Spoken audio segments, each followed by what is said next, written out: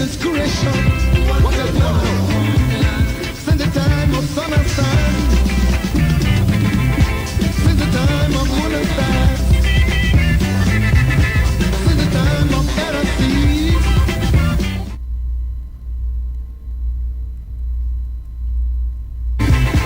since the time of men and things, we must run from earth to guide. Oh, and then must move our purpose land. Purpose land. Oh, okay. Now I want to talk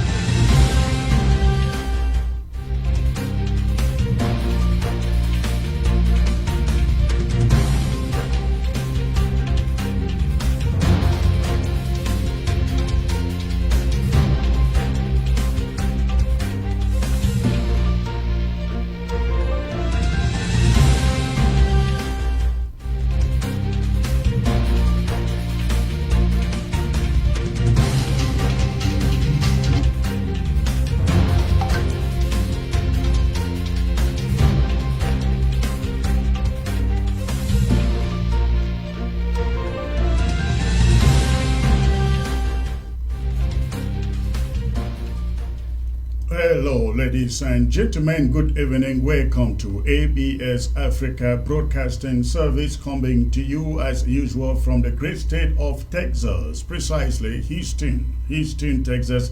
Always a privilege to come into your homes, and I am glad I'm doing so today. Welcome to all of you joining from the continental USA, including Canada. Of course, those of you in South America, I'd like to welcome all of you.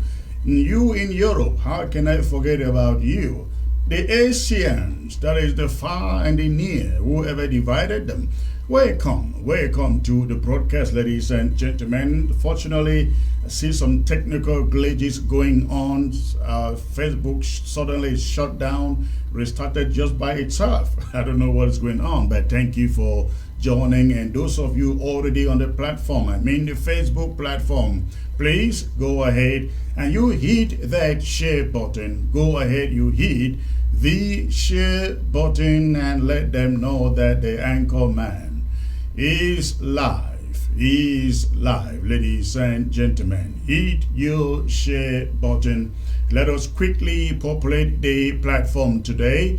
I have a very special guest I bring to you with very special revelations about, of course, the struggle, Ambazonia's struggle for independence actualization. Some people say we already obtained independence. Yes, but they did. If we did, we wouldn't still be fighting to get one today. This is the principle. My principle is that we were defrauded in our independence process, and we are fighting to get it back. So, thank you for tuning in. Please, again, if you have just joined or you are just joining, go ahead, quickly hit your share button so that I can come to you. with this broadcast proper. I am truly excited coming to you today because so much is going on out there. Let me see those of you who are joining the platform so that you can take a few minutes to continue to hit your share button. Continue to hit your share button while I sample your minds here. Those of you who are already joined, those of you already joined in. Wow, the numbers are jumping. I love that. Please continue hitting the share button. If you are just joining, continue to hit that share button. God bless you all. Thank you, Christian Kumbo. Christian Kumbo is always the first person to be here every time the Anchorman comes live. Thank you, sir. I acknowledge that. And let me see you guys. I'm seeing only Christian Kumbo. Nico Madiba. Great job, Secretary Chris. Thank you. Harrison HKF Jr., the man of sanity. Well, you know that you are entitled to your opinion, right? Some people say the devil is around. That's what some people put it, right? But thank you for the compliment. But please go ahead, hit your share button. Bernardo Argo, I see you. What does he say? You are the best. Thank you, sir. Let me see what is in your mind out there, ladies and gentlemen. Let me see what is in your mind. Let me be able to read what is in your mind out there. For those of you joining, Tita Inusa. Okay, watching. Tafo. Greetings, Secretary Chris. Thank you. Modin Kili, I see you. Vivienne Bido, Anchorman, you look handsome. You know that television is made only for handsome people, right, Vivian? You know that. All right. Thank you for that. Gabi Samba, good evening, Secretary Chris.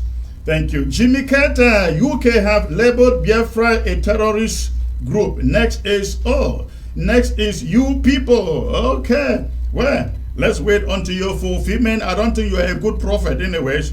And in there, my honorable, welcome, the Lionheart of the Revolution. I hear you. Thank you, ma'am. God bless. Titi Vladimir. These are Russians in Amazonia. Good to have you, Anchorman.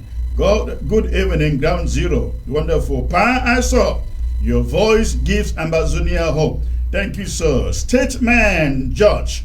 Secretary Chris, see you in Boya soon. Oh, I can't wait for that, sir. God bless. Annie Inoko, Kevin watching. Neighbor Mumbe, Celestine, great job, Anchorman.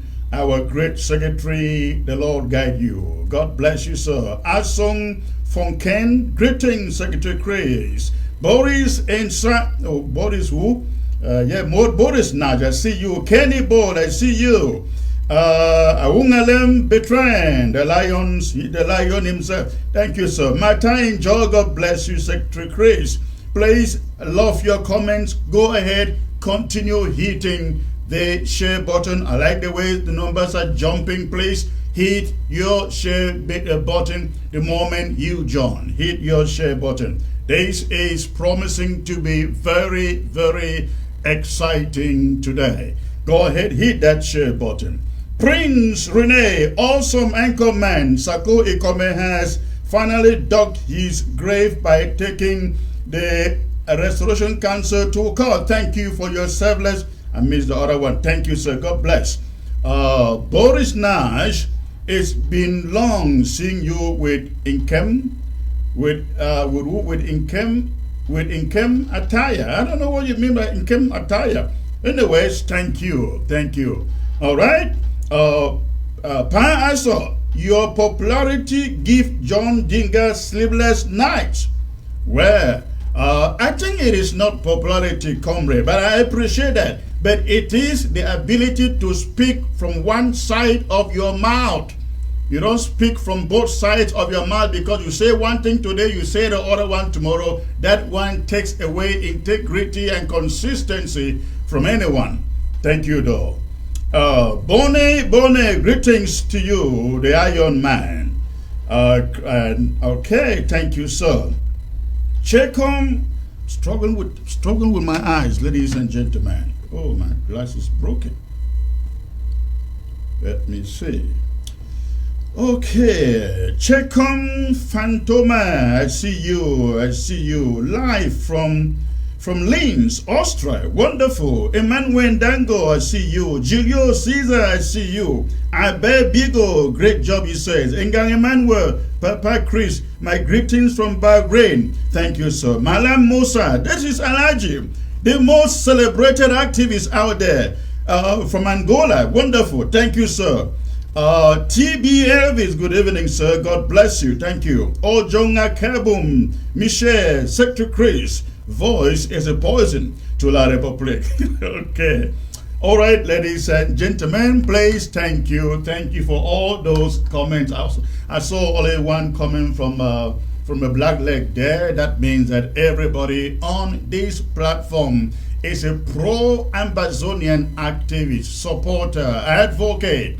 All right, again, thank you, ladies and gentlemen, for tuning in today. I am really excited coming to you this weekend, this Friday, heading into the weekend. It's a blessing to always be alive, and we give all the praises to the King of Kings and the Lord of Lords, the one who says he is still coming. Okay? I've got quite a number of things to bring to you today, and I've got to delve into it quickly while you continue, ladies and gentlemen, to hit your share button. While you continue to hit your share button. Now, I'd like to start with this story, ladies and gentlemen. I'd like to start with this story here, and this has to do, ladies and gentlemen, with a rumor that is going on out there about the United Nations Security Council planning to listen to Ambazonia's case on May 13. Did they say May 13 or May 14? One of those dates. Now, there is that information circulating out there. And unfortunately, we see it coming from some of the people's sources that's supposed to be bringing you dependable, trustworthy news. Not only that, I like to read a statement that I found here, actually directed to me, Marianta, and the interim government, and I mean this interim government. It is Verna. I am bringing you this information so that as an audience, you always have to make sure that information coming to you is authentic. When people are in the habit of rushing to claim things they have not done, when people are in the habit for propaganda, mere empty propaganda, they will come to you with breaking news where there is none. And I mean absolutely none. Ladies and gentlemen, I like to remind you, ladies and gentlemen, of this clip here. Look at that. You remember this clip here, right? You remember this clip here. From Brazil. Hallelujah. And I don't need to play it. I just need you to look at those photographs. Now you all remember that clip. The Spirit of God is here. Samuel Ekome Sako in Brazil. Telling this crowd of close to 1,000 Eu amo esse lugar. He dished out churches upon churches on the mountain to his like we should build a daughters, tent to his and sons live here. and daughters. Como Pedro na montanha, eu acho que a gente deveria construir uma tenda e ficar por aqui. And we also Hallelujah. Hallelujah. ladies and gentlemen, Men of God, thank you for this privilege. Homens de Deus, obrigado por esse privilégio. Other fabrications he has churned out there, trying at all costs to get you believing he has been working really, really hard. No, that has not been the case. Most of what he puts out there is propaganda. And I must say to all of you, for the first time, I regret some of the things I came out and said, ladies and gentlemen, that this man, Obrigado por essa visão. Hallelujah. Hallelujah. You look back and you realize some of those things. Father, I thank you for this house. Pai, eu te agradeço por essa casa. Thank you for this vision. Obrigado por essa visão. Thank you for your purpose in this place. Obrigado pelo teu propósito neste lugar. I will talk about diplomacy. For example, this guy sat on his butt for 4 good years and will not knock a door of a single embassy in Washington, D.C. You will not believe the amounts of meetings that we heard. And we told him where to go, who to visit, whom to meet, and not for once did he visit or broker any talks or send even an emissary to any of these embassies. Now you will recall when the TPS was passed, when the USA passed the temporary protective status for Ambazonians or the Cameroons asylees in the USA. This nation, e para essa nação, let your will be done in this place. Que a tua vontade seja feita nesse lugar. Everyone that walks to this temple, que todos os que vierem a este templo, everyone that climbs to this mountain, he told the world he spent $40,000 to secure TPS. That's what he came out and told the world. Now, I am saying this not because it is interesting, because it's not because it is illuminating or encouraging. I am saying this because these guys, he just continue to live from one lie, from one lie to the other. He continues to move from one fabrication to the other. And if he did it in this church, ladies and gentlemen, you can believe me, he will say anything, and I mean anything, to just keep on going, pretending that he is the leader of Ambazonia. When the USA passed the TPS, he came out and told people he spent $40,000 to secure it. Unfortunate for the kind of leader we thought was a pastor, a God-fearing man. Now, but this is the reason why I'm saying this today. Yesterday, as you see the title on your screen, United Nations Security Council holding a meeting. In fact, the news is that the United Nations Security Council, America has taken the case of Ambazonia to the United Nations Security Council. Ladies and gentlemen, immediately these rumors started making the rounds on the social media. They went on ABC. Their video is still there on their Facebook side, ladies and gentlemen. The video is there on their Facebook side. But they went on ABC and told the world and told those who care to listen to them, if actually anybody is listening to them other than robots. But they told the robots that the United Nations has taken the case of Ambazonia through America. But not only that. Now listen to what somebody wrote here. They were claiming it. How Sako did it, ladies and gentlemen. Listen to this. Listen to this. I thought Chris Ano said that President Sako's government is tired, not working, and that power should be handed back to Ayokta-based people. He also said diplomacy is zero. Today, he writes, Ambazonia's case versus La République du Cameroun has been tabled by the USA to be debated upon in the United Nations Security Council. Thanks, he writes, to President Samuel Ikome Sako's silent diplomacy. Ladies and gentlemen, I'd like you to look at my screen. Look at my screen. You look at my screen, you see Jeune Afrique.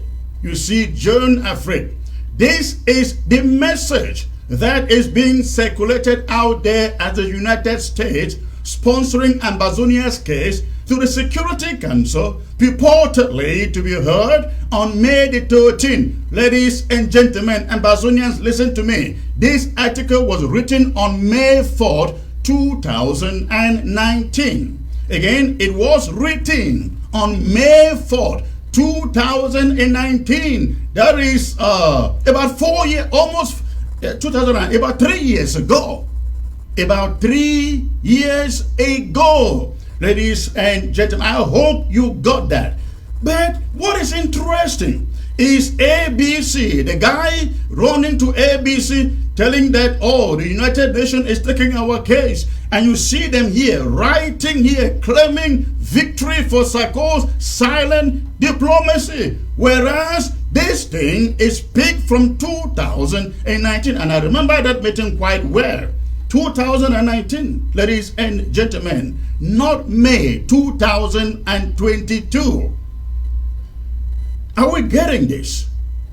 We must continue to watch out what comes out of the mouth of these guys at ABC. And the surrogates out there, Sarko's surrogates out there, who want to claim it. I mean, Sarko is essentially behaving like Cho Ayaba now, claiming everything where it doesn't exist. Claiming everything where it doesn't exist. This guy says, I challenge former Secretary Chris Anu to come out and apologize to the Ambazonian people because Dr. Sarko's government is still making things happen.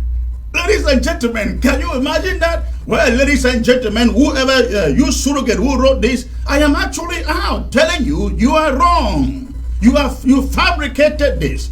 This doesn't exist. All right? Ladies and gentlemen, go ahead, hit your share button. So to sum it up, please ignore that thing making the rounds on the social media by Sarko's group at the United Nations Security Council is listening to Ambazonia's case. There is just nothing like that at the moment.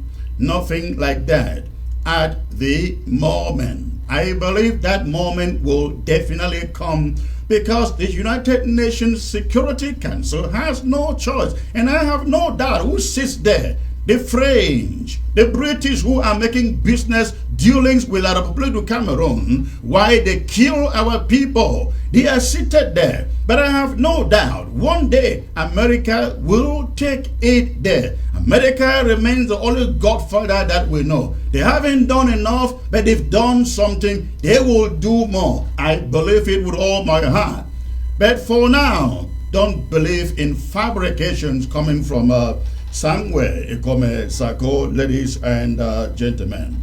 There is that. Now I take you to another subject, another very important subject, and this is very, very emotional to me. Ladies and gentlemen, this is very, very emotional to me. And this is an action item. This is an action item. I like all of you, please hit your share button. We haven't started yet, but hit your share button. But now, all of you, I'd like you to take a look at this image on your screen. Take a look at that image. Now, the person you find on the screen there is an Ambazonian by the names of Sama John. By the name of Sama John, ladies and gentlemen. Again, his name is Sama John. This, our brother, is languishing in Kondenge. Again, this, our brother, is languishing in the gulags in Kondenge. Thanks to La République du Cameroun. This is his story. This is his story. The family has raised an alarm over the failing health situation of these detainees at the Kondenge prison. Years after his arrest and detention, Sama John, a Douala-based teacher, is facing death. His family has told authorities Sama was arrested in Douala and accused of having links with Ambazonian fighters. He was detained at the New Bell prison, ladies and gentlemen, in Douala, but soon disappeared. He soon disappeared from the prison. He soon disappeared from the prison. Now, he soon disappeared from the prison after being wished by authorities. After multiple months of search, ladies and gentlemen, after many months of looking for him, this is what happened. Happened. His family found him at a dreaded Kondenge prison in Yaoundé, where he is held incommunicado. It is said that the man, it is said that he was picked up by ECO's men in La République du Cameroon. Now, this is what is happening now. If you look at the image on your screen, we deliberately do not want to show his feet or his legs. They are beginning to decompose. The legs are beginning to decompose. That means getting rotten. So his name again is Sama John. We cannot show you the legs because the legs are getting decomposed in this Kondenge cell in La République du Cameroon in Yaoundé. This is what I would love every one of you out there to do. Please, I will get my Facebook army to make sure that we get this image on Facebook right after this broadcast. And I would like every one of you, if you love this, our brother, I don't know him, but it's a pathetic story, and there are many of them like this. There are occasions where we have seen some of them chain on the bed, even in hospitals, ladies and gentlemen. But let us do something here. Let us do something. I'm urging every one of you, when you find this photo on ABS Facebook site after this broadcast, please, or if you have it there, share it, let it go viral. Now, this is what I like you to do. Go on Twitter, tweet that image, let the world know that in La République du Cameroon prisons, detention centers, people are not only chained up on beds, but they are allowed to go rotting, decomposing, ladies and gentlemen, in those penitentiary centers. Let everybody who can tweet, who has a Twitter page, please tweet the story of this comrade here. His name again is Sama Thomas. Sama Thomas is his name. I'd like you to twist it. Let the world know he is being held by French Cameroon soldier, penitentiary, and the legs are getting rotten. That is the reason why I cannot show you those legs in this photograph. Please, please, let us bear his burden. Let us bear his burden. It's unfortunate. It's unfortunate, and this is not the only one. This is not the only one. There are others in there who have died because of these kinds of situations. Let's not allow this one have the same fate when we can do something, when you can do something. Please, let's be our brother's keeper. All right, that is that. Now I take you to another very, very important subject here, ladies and gentlemen. The so-called the threat from somewhere. The threat from somewhere. Ikome Sako to sue, ladies and gentlemen, your interim government,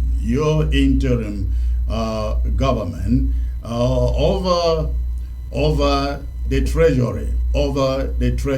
Now this is very, very important, and I like all of you to get this.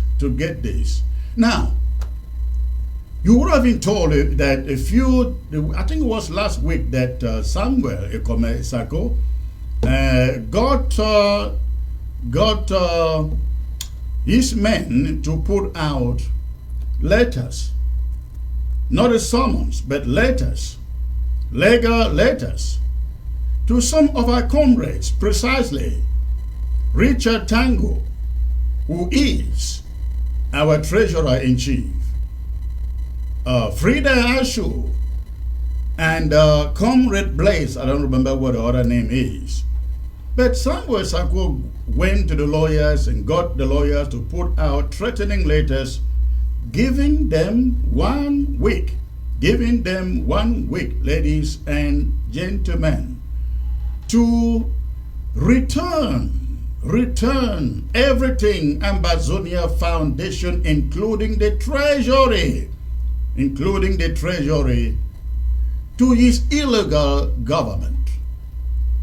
Samuel Sarkozy stated in the correspondences from their lawyers that if they do not hand over in 7 business days, I think Bishop John also received that letter, ladies and gentlemen, from Samuel Ekomesako. I was hoping to receive one. I'm still waiting for it. I can't wait to get them. But they sent out those letters to Richard Tango, to Blaze, to Frida, to Bishop John, telling them to hand over, ladies and gentlemen, the accounts of your interim government back to him. Now, this guy is very delusional. He doesn't know that the Restoration Council impeached him and removed him. But he still wants to act as if he is still in charge. Ladies and gentlemen. So, I believe the 7 days are now over. And Richard Tango, Blaze, Frida, Bishop John has said, go to hell, essentially. Do what you want to do. And the Restoration Council has now come out with this statement. A statement, it is a little bit lengthy. I like to bring to you, and you get to hear what the Restoration Council has sent out as a reply to that statement, from Samuel Ekome Sako, ladies and gentlemen. And this is what the Restoration Council has written. After taking the time to research the facts, the Restoration Council wants to officially acknowledge and inform the Ambazonian people that it has received a legal and court-related letter from the former impeached and removed President Samuel Ekome Sako. Our awareness of this letter originally surfaced on April the 14th, 2022, on an ABC TV news show, they mean to say, the state television, which is still currently illegal under the control of the impeached and removed president, the letter says. Let's keep the rest of it now. This letter was also aided and orchestrated by some former members of the Ambazonian Foundation, the Treasury Board, who still illegally, that is the Restoration Council telling them that they still illegally support the former impeached and removed president, despite his end of mandate in office. Restoration Council wants to remind the Ambazonian people that Mr. Samuel Ekome Sako was impeached and removed from office in February 2022 for several reasons, including his refusal to respect his mandate and terms of office. Samuel Ekome Sako, they say, continued to impersonate the position, ladies and gentlemen, of the President of the Federal Republic of Ambazonia, an attitude which is also a crime under the Ambazonian Constitution. The letter continues from the Restoration Council. The legal letter from the former impeached and removed president has several inquiries. The Restoration Council wants to specify that he is still engaged in fighting for the National Treasury, Ambazonia Foundation, to retrieve money in the account. Your money, ladies and gentlemen. Ikomesako's ambition for money just continues to jeopardize the stability of our interim government. We regret, the Restoration Council says, and sympathize with the pain this may be causing most of you, our people, write the Restoration Council. And the last paragraph reads, it is clear that the former impeached and removed president, they say, has officially introduced a legal war against the Restoration Council and members of the National Treasury who did not support or comply with its corrupt practices. Our lawyers and the Judiciary Commission under the current president, Iya Marianta Njoma, are responding to this instigated legal battle. While the Restoration Council happily, listen to that, happily welcomes, ladies and gentlemen, any legal battle, we are equally condemning his reckless, unthoughtful, greedy, and self-centered behavior. The Restoration Council and rightful members of the National Treasury are under the new leadership of President Marianta Njoma and are ready to respond to any legal action. We will not take any responsibility, the Restoration Council right. They will not take any responsibility for any devastation, this legal battle Samuel Ikomesako and co. have brought. The last paragraph says, we urge Ambazonians to hold Samuel Ikomesako for any outcome in this case, including jail terms. The Restoration Council welcomes Mr. Sako's legal moves, and it will respond on equal terms. It still continues here. Now it says, as a public notification, the Restoration Council will no longer be advising Ambazonians not to sue or take Mr. Samuel Ikomesako to court. I hope you heard that. The Restoration Council will no longer be advising Ambazonians not to sue or take Samuel Ikomesako to court. That is, we no longer, says the Restoration Council, will no longer discourage individual Ambazonians in the diaspora who are willing to sue or take Mr. Sako and go to court in their respective jurisdictions. The Restoration Council will hold this position statement until further notice. The statement reads, Restoration Council of the Federal Republic of Ambazonia is urging Ambazonian people not to be intimidated, sad, or bullied by any actions by the former impeached and removed president, the statement says, and his unlawful group. It is no secret that the former removed and impeached president is strategically trying to deter our people and institutions from any lawsuit against him. It can be said that he is trying to put the Restoration Council and the National Treasury Board in a defensive position instead of an offensive one. We, that is the Restoration Council, can confidently attest that this is not only a relevance-seeking behavior, but also an attempt of the former impeached and removed president to deter accountability through any legal means from the Restoration Council or its National Treasury Foundation.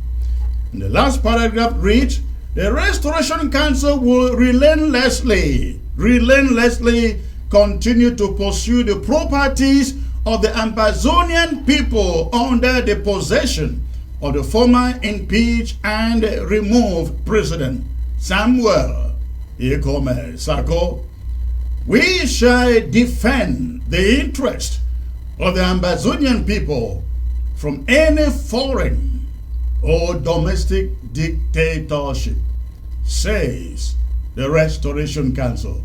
Ladies and gentlemen, and again, that was the statement from the Restoration Council responding to the threats of a lawsuit from impeach and remove Samuel Ikome Sako as president of Ambazonia. So, ladies and gentlemen, and this is very important, what the Restoration Council has also said is that if you ever put a dime in the pockets of Samuel Ikome Sako for anything, and it was never accounted for, you have the right to sue him, take him to court in whatever jurisdiction that you may be.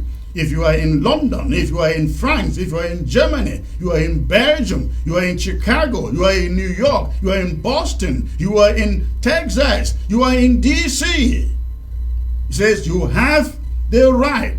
You are no longer restrained. You are no longer restrained from taking individual actions to go after him. Ladies and gentlemen. So that is it from the Restoration Council, and in my next broadcast, I shall be bringing some of them here to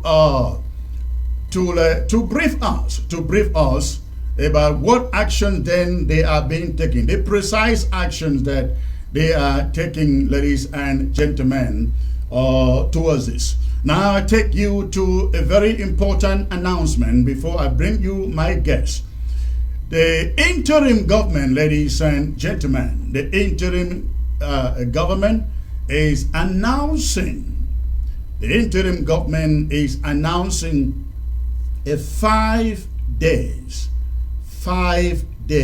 lockdown. The interim government, by this statement I bring to you, is announcing a 5-day lockdown for all of Ambazonia, with no exemptions. And that lockdown, let me get the statement here. All right. So the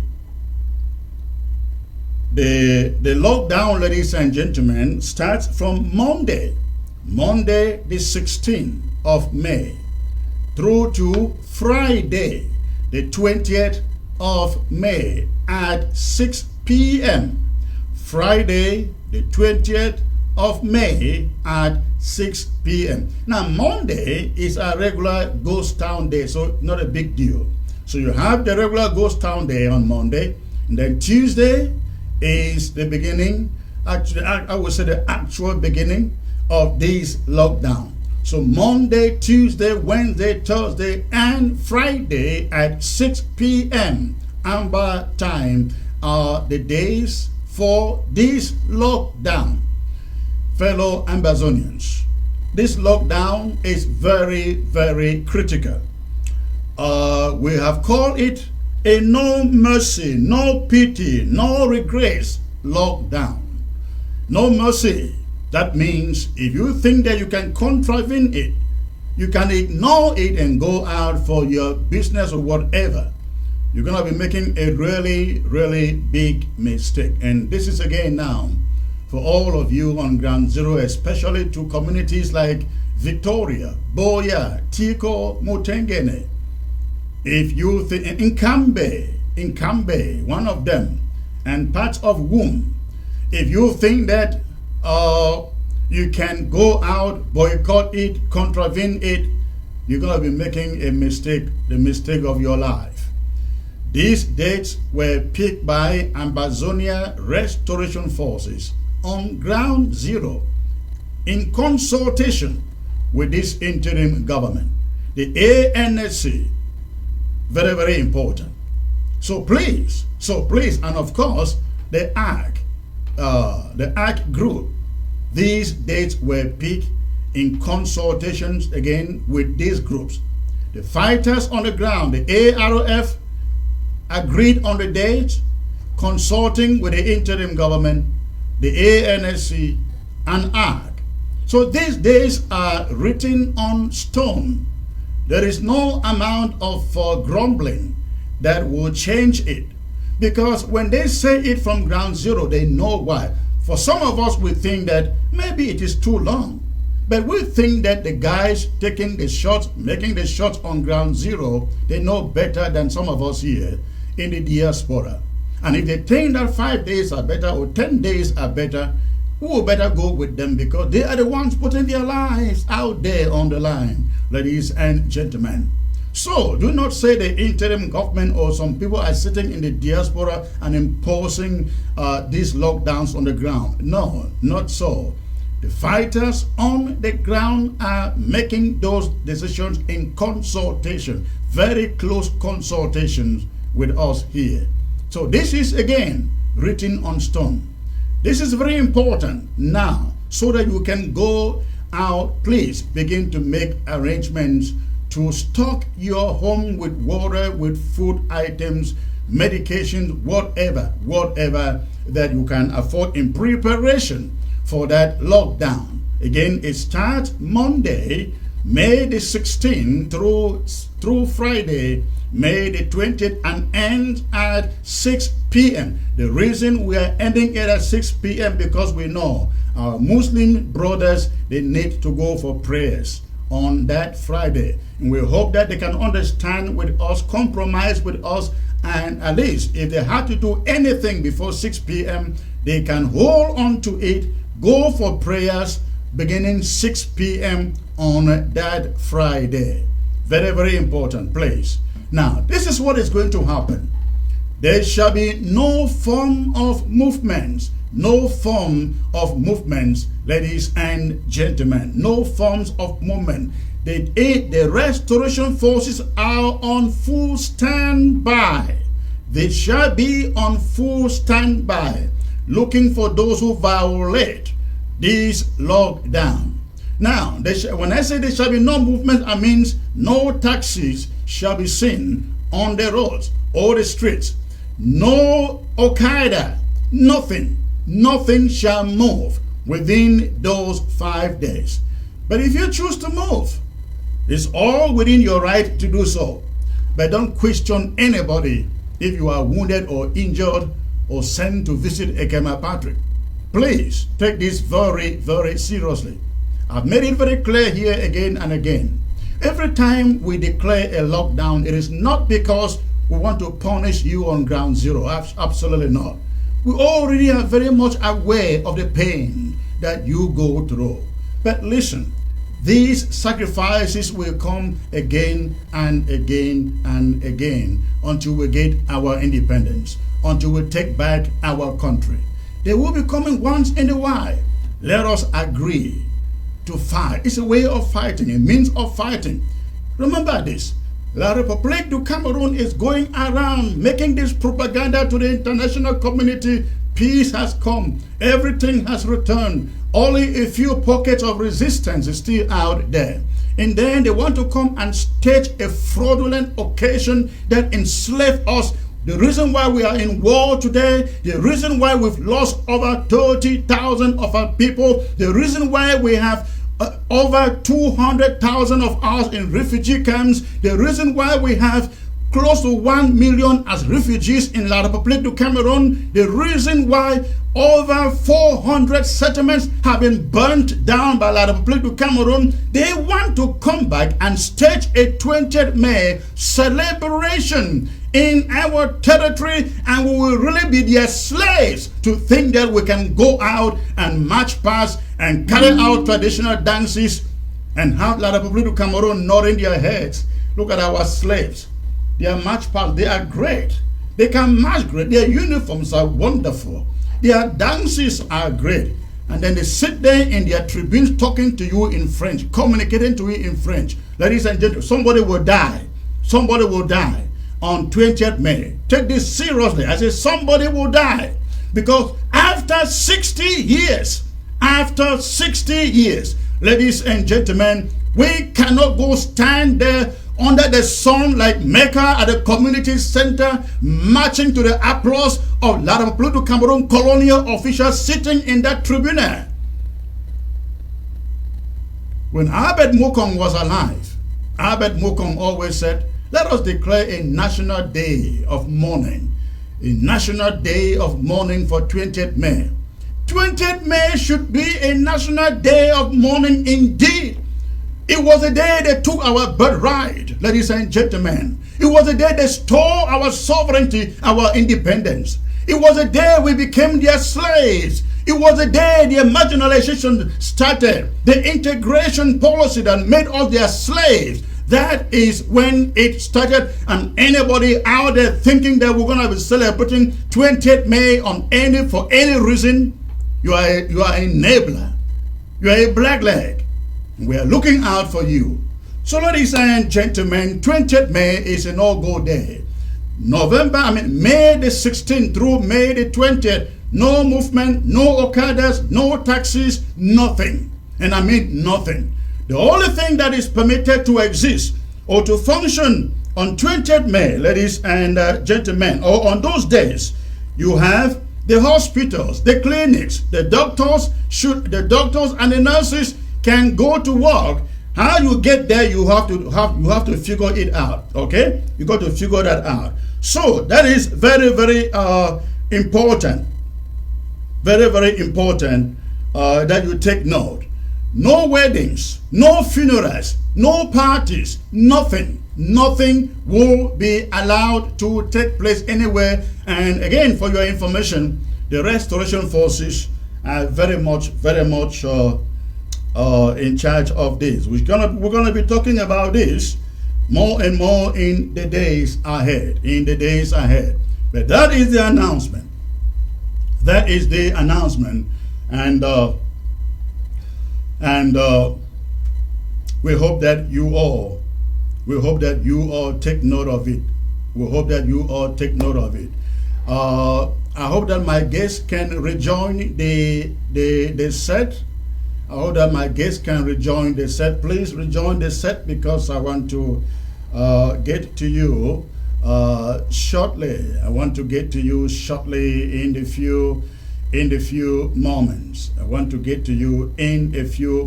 In the meantime, ladies and gentlemen, look at this here. Why he joins me.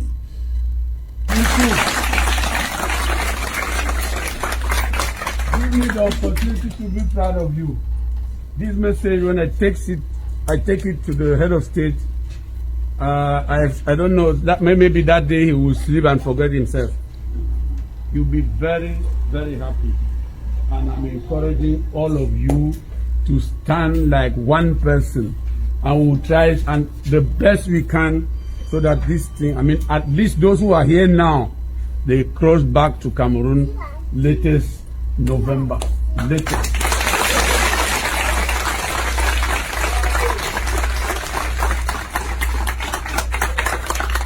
So that was the message I wanted to tell all of you, and then I wanted to greet you, to see you people like this. I'm happy. Thank you.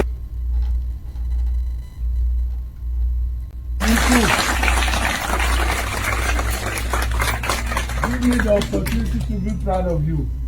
This message, when I take it to the head of state. I don't know, that maybe that day he will sleep and forget himself. You'll be very, very happy. And I'm encouraging all of you to stand like one person, and we'll try and the best we can, so that this thing, at least those who are here now, they cross back to Cameroon latest November.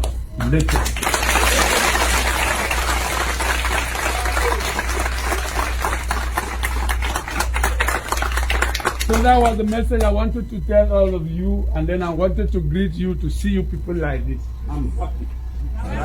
Thank you.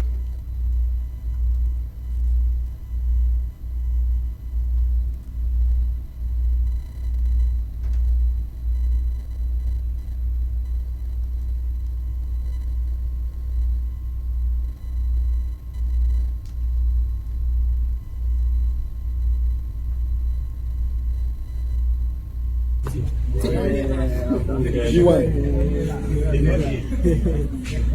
want to talk, Mario? Talk. Okay. Let's we thank our Mami, our Excellency here. You know, come for visit the Peking there and see the decision you can't see we. I will be grateful, and I give 101 cafe for my mamina.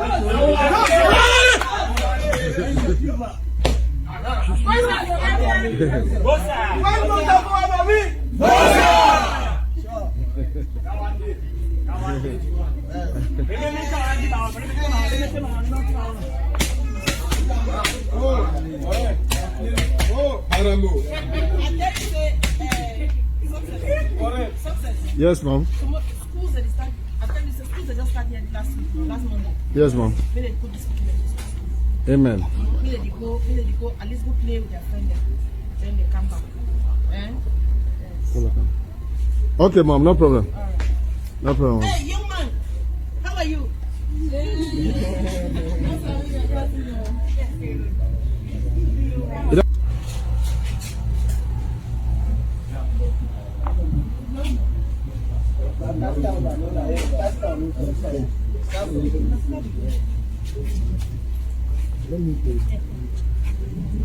That video they go up, people for down, they know they for that video. People for down, they know they for that video. You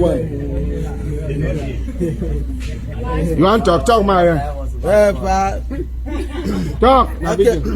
Let's we thank our mommy, our excellency here. You know, come for visit the Peking there and see we decide say you can't see we. I will be grateful, and I give 101 cafe for my mamina.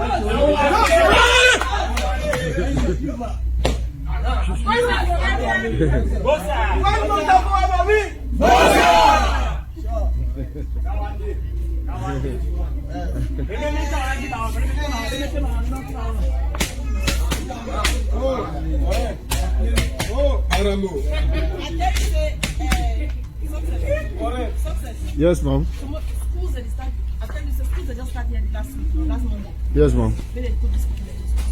Amen. May they go, at least go play with their friend then they come back. Yes. Okay, mom, no problem. All right. No problem. Hey, young man, how are you?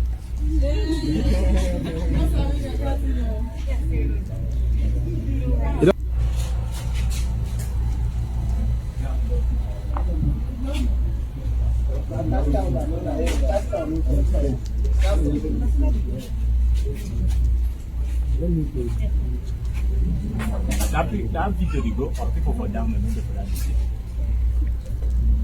People for down, they know they for that video. You want to talk, Maria? Talk. Okay.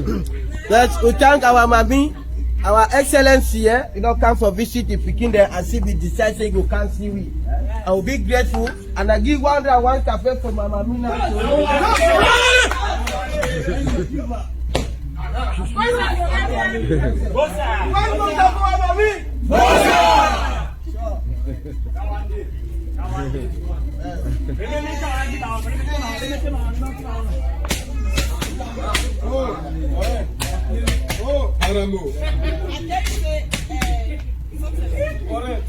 Yes, mom.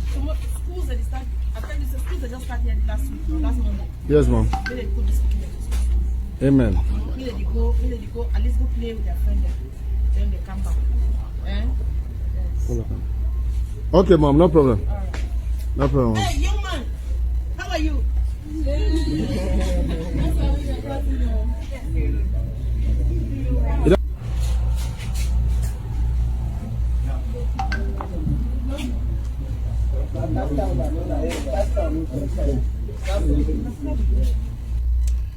All right, ladies and gentlemen, sorry for that little long delay. My guest was locked in and waiting. Unfortunately, I think he ran out of internet data, and he is trying to get reconnected. He's trying to get reconnected. Let's hope that he succeeds to reconnect. But you all know who Dr. Success Nkongo is. He is one of those who used to be an activist for the Amazonian struggle for self-actualization when it all began. A few years later, he is no longer, he doesn't any longer recognize himself as Amazonian activist or nationalist. He considers himself more a La République du Cameroon citizen. But beyond that, he has done many things, ladies and gentlemen, many things that has sent many of us wondering, asking what is going on. We recall, for example, the campaign to get refugees from ground one back to La République du Cameroon. We recall that he also was one of those who started this very military campaign that started against La République du Cameroon. But equally, he is the one who is also at the moment campaigning for Ambazonians to lay down their arms. It appears that Dr. Success in Congo has gotten enough already dealing with La République du Cameroon.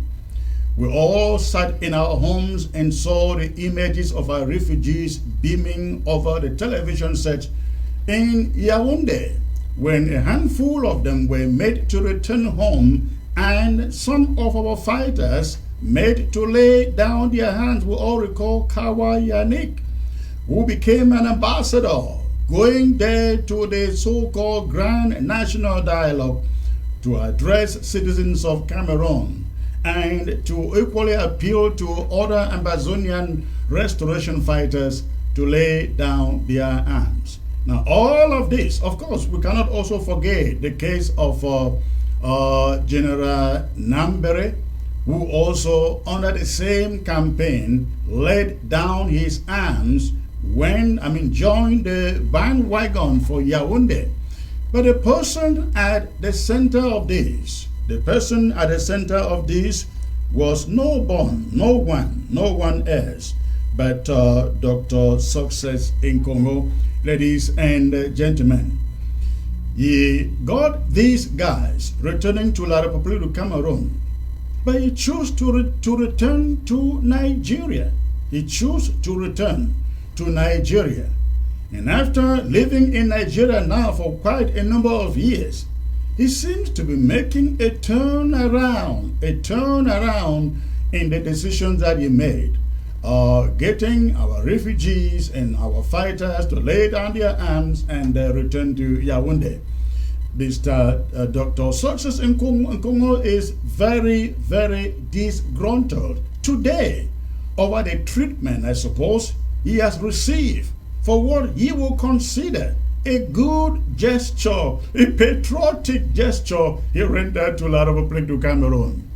Ladies and gentlemen, recently he put out a post in the social media classifying Ambazonians, what they call Anglophone elite, as the people responsible for the prolongation of this conflict. And you also accuse Francophone elite as the one benefiting from the war, the reason why they are not ready to see the war brought to an end. Dr. Success actually thinks that Paul Biya is doing everything, has been doing everything, wants to see the war over, but for this Francophone elite and Ambazonian, they call them Anglophone elite, and he's supposed to be here to tell us who exactly he's been referring to. I hope he joins me. He says he's coming back in 5 minutes. Again, he's trying to change his network to join the broadcast. So please just be patient a little bit out there. I believe he is a man of his words. I believe he will get a network to join me. He has been here for almost an hour.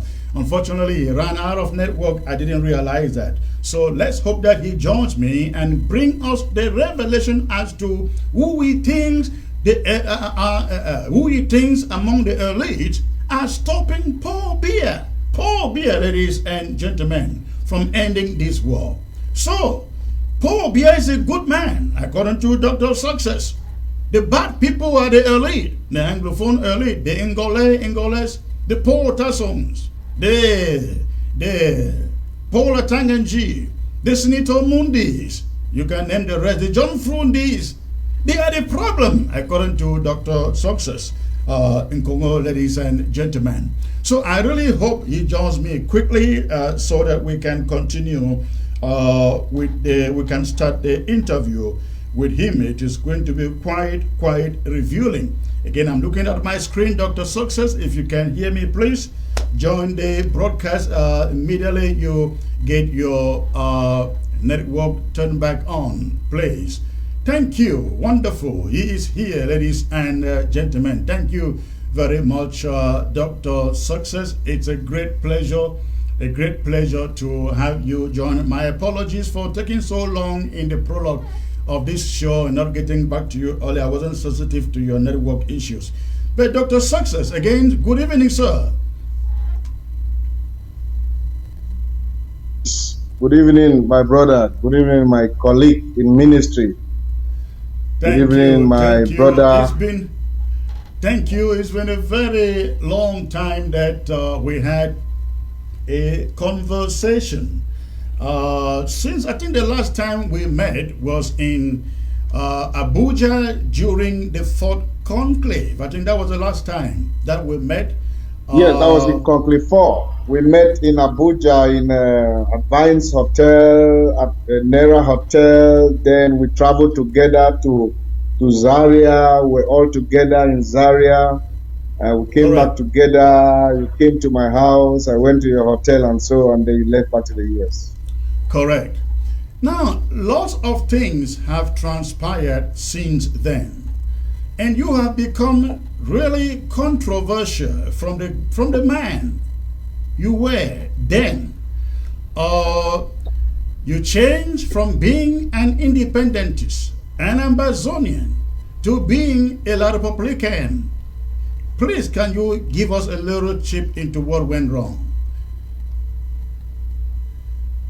Change is something that is normal in life. As we grow, we change our views, our opinions, our perspectives, our beliefs, depending on our maturity.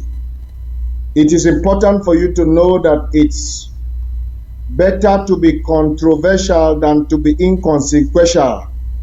It's better to be controversial than to be inconsequential. I have not been controversial only yesterday. From my childbirth up till date, I have been controversial because I am not configured to follow public opinion. I follow my convictions. What actually has changed is the fact that I began to see things clearer than the way I was seeing them before.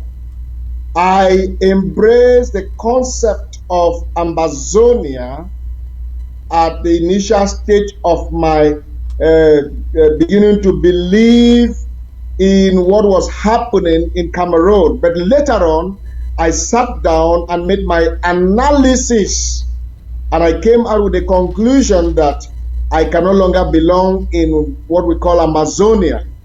And before I made that analysis, I had announced to Amazonians. Was based on what, sir? Now, I analyzed certain things. Number one, I analyzed that Amazonians are not making any progress. And I began to ask myself why.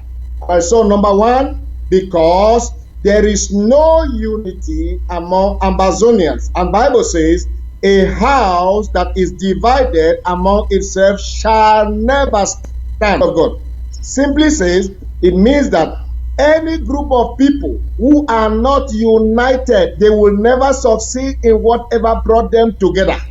Number two, I realized... Hold it there.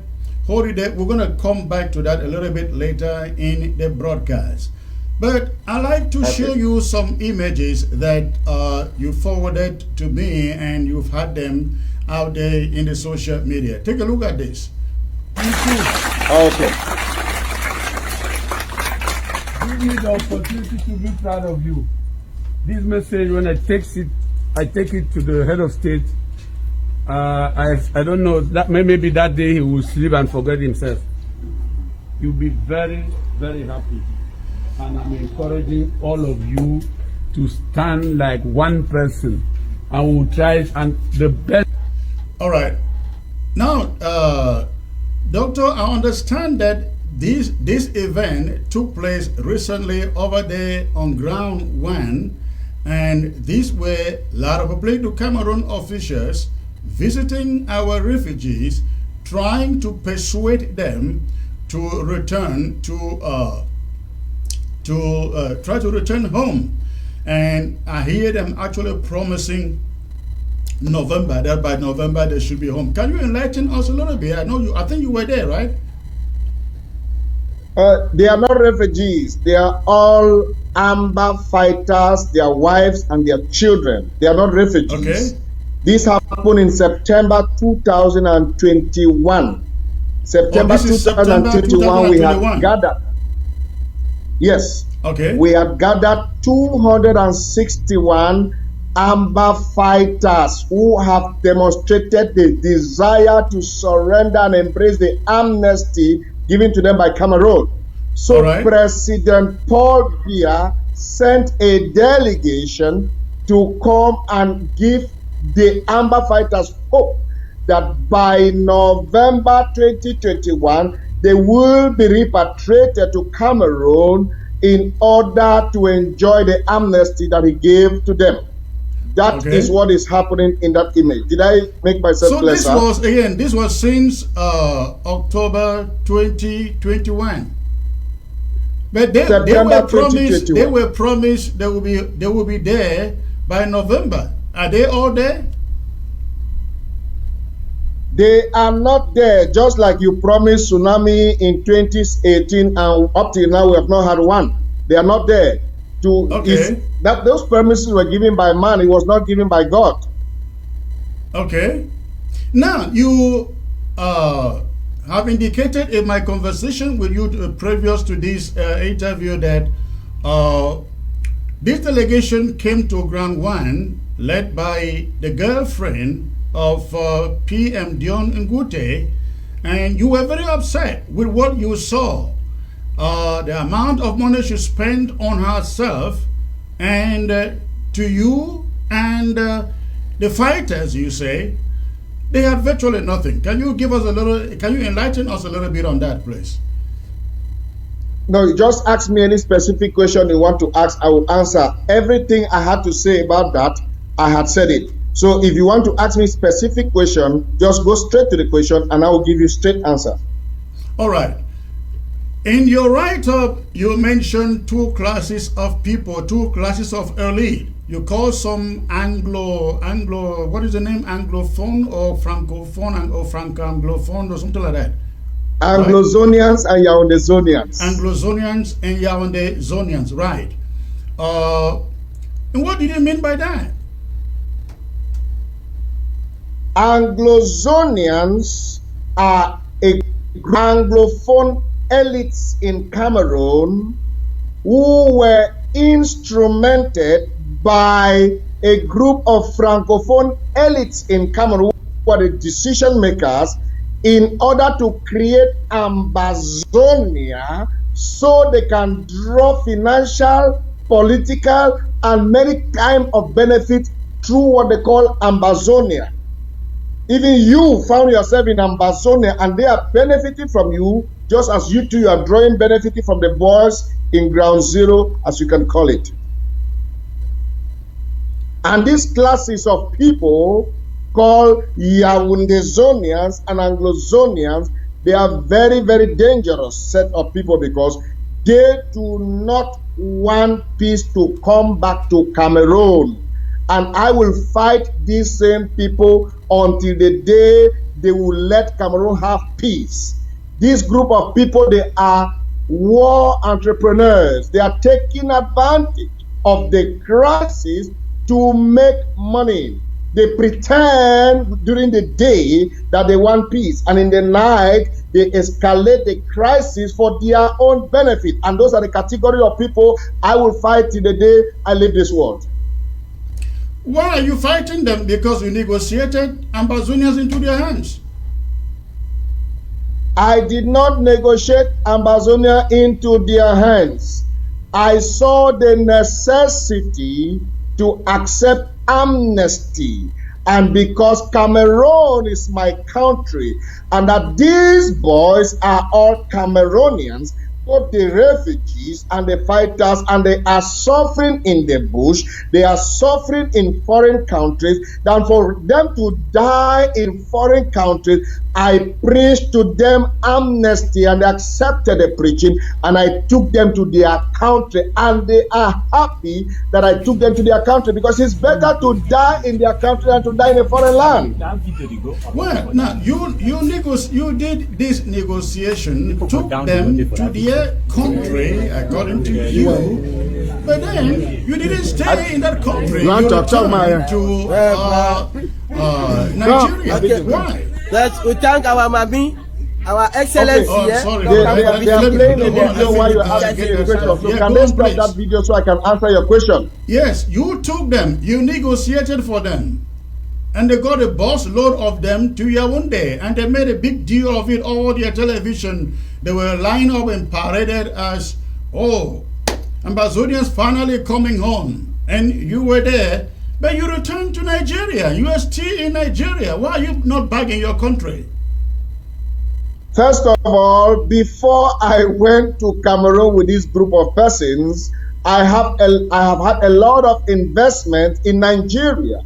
And for me to start back my life from zero, it will need me plenty of money, if not billion. Okay? So I cannot just relocate like that without planning. The idea of taking fighters and refugees to Cameroon came to me by surprise, and I cannot relocate my entire family to Cameroon just like that. So I went with them to Cameroon to show sign of good faith, but I still have investment in Nigeria that are very important to me. And until I have equivalent investment in any part of the world, including America, I will not move there. Now, are you concerned that one of the fighters, I mean a major one in that matter, whom you persuaded to return to Cameroon in that parade, is now back in exile and doesn't want to go back? Do you see something wrong about that? Do you think you did the right thing? I don't know such person. Who are you referring to? I'm referring to General Nambere. No, who said General Nambere doesn't want to go back? When he was in Cameroon, Ambazonians said he is in a house arrest, that he cannot leave Nigeria. Just like this, he cannot leave Cameroon. Just like Ambazonians said the same thing about me, that I was in a house, cannot leave Yaoundé. I left, nothing happened to me. He left, nothing has happened to him. Now he is no more in Cameroon. And you guys say he can no longer go to Cameroon.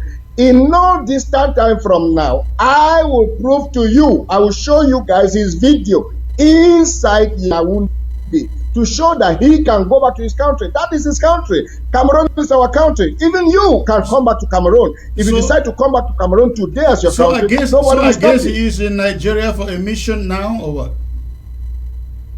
No, I cannot be disclosing people's locations. If you want to know his location, you can find his contact and get to him, find out where he is. All right. I cannot disclose people's location. I am not Cameroonian. For the record, I am not Cameroonian. I told my passport as we did yours. No, I am Ambazonian. I used to be Cameroonian. I told my passport as you have yours. Now take a look at this. Take a look at this, Dr. Success. I'd like you to take a look at this statement you made a few years ago. Take a look. Day is the end of the life of my Cameroon passport. Today is the end. That country is a joke. It's a joke. It's a shame. It's a shame that I ever had a document that bore Cameroon in it. I'd rather be a stateless human being all my life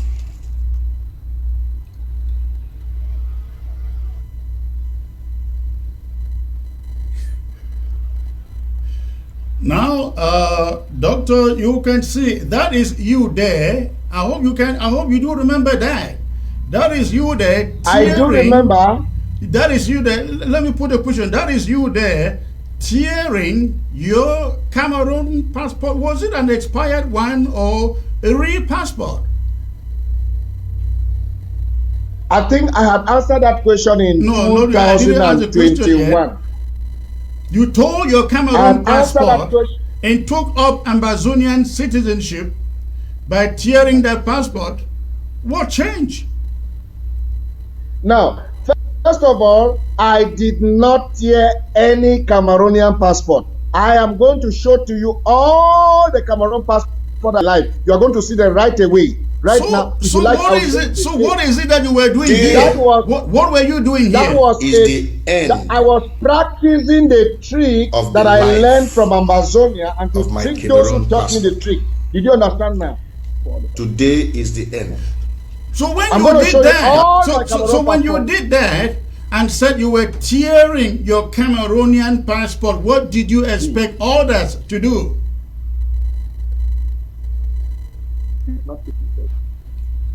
Did you get a question? I didn't get your question. When you sat on a video camera and tore your Cameroon passport, Mr. Chris, what were you expecting? Mr. Chris. No, let me ask the question. When you sat on the video, let's assume that you were pretending anyways, but let's assume that you sat on the video, tore that passport, you wanted others to believe you were denouncing your Cameroonian citizenship. What were you expecting your audience to do? No. What actually happened then was that we were overtaken by the spirit of Ambazonianness as at then. Okay? But even though we were overtaken by that, I still did not tear my passport.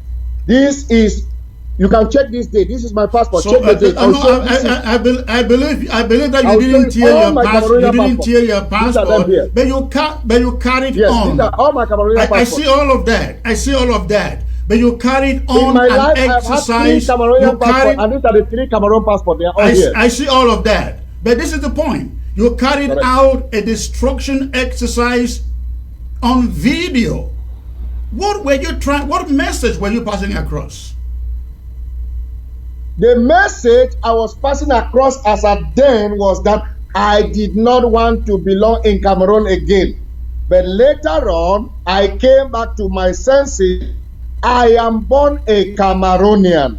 My birth certificate shows that I am a Cameroonian. My national identity card shows that I'm a Cameroonian. My mother is a Cameroonian. My father is a Cameroonian. Then it would be stupid for me to call myself a national of a country that does not even exist.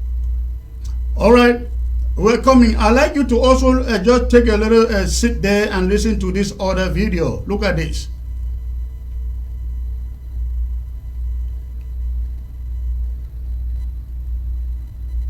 Commander-in-Chief of Eyumojok Self-Defense Force. Good morning, good afternoon, good evening. Dr. Success, Commander-in-Chief of Eyumojok Self-Defense Force and member of Skakuf Defense Department.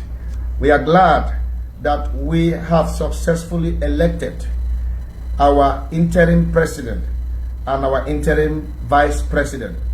Special congratulations to President Sisiku Ayok Julius Tabe and Vice President Dikin Tasang Wilfred. These 2 people are great gifts that God has given to us. We owe them a duty to collaborate with them, to cooperate with them, and to give them our best support, so that they can facilitate our journey to Boya in no distant time from now. Now, that was you welcoming your president, your new country, the commander-in-chief of Iyumujog Defense Forces. You are the one who started the military arm of this struggle. I should say, I give you credit for that. But the things you do today make everybody still wondering, myself still wondering, what happened to you? Okay, so you want me to answer? First of all, you can see the chair on which I sat that day. At that chair, right? Yes. This is the same chair. Have you seen that? Have you noticed that it's the same chair, right? Yes. Good. So since I sat that chair to make those pronouncements, I sit on this one, the same chair today, to denounce those pronouncements. Now, it is not a taboo for anyone to be a prodigal son. It's not a taboo for someone to be a former rebel leader. It's not a taboo. Paul Kigali of Rwanda, he was a former rebel leader. But he was but everybody will say that Paul Kagame was very consistent. He fought it to the end. Every one of us have committed one form of offense or the other.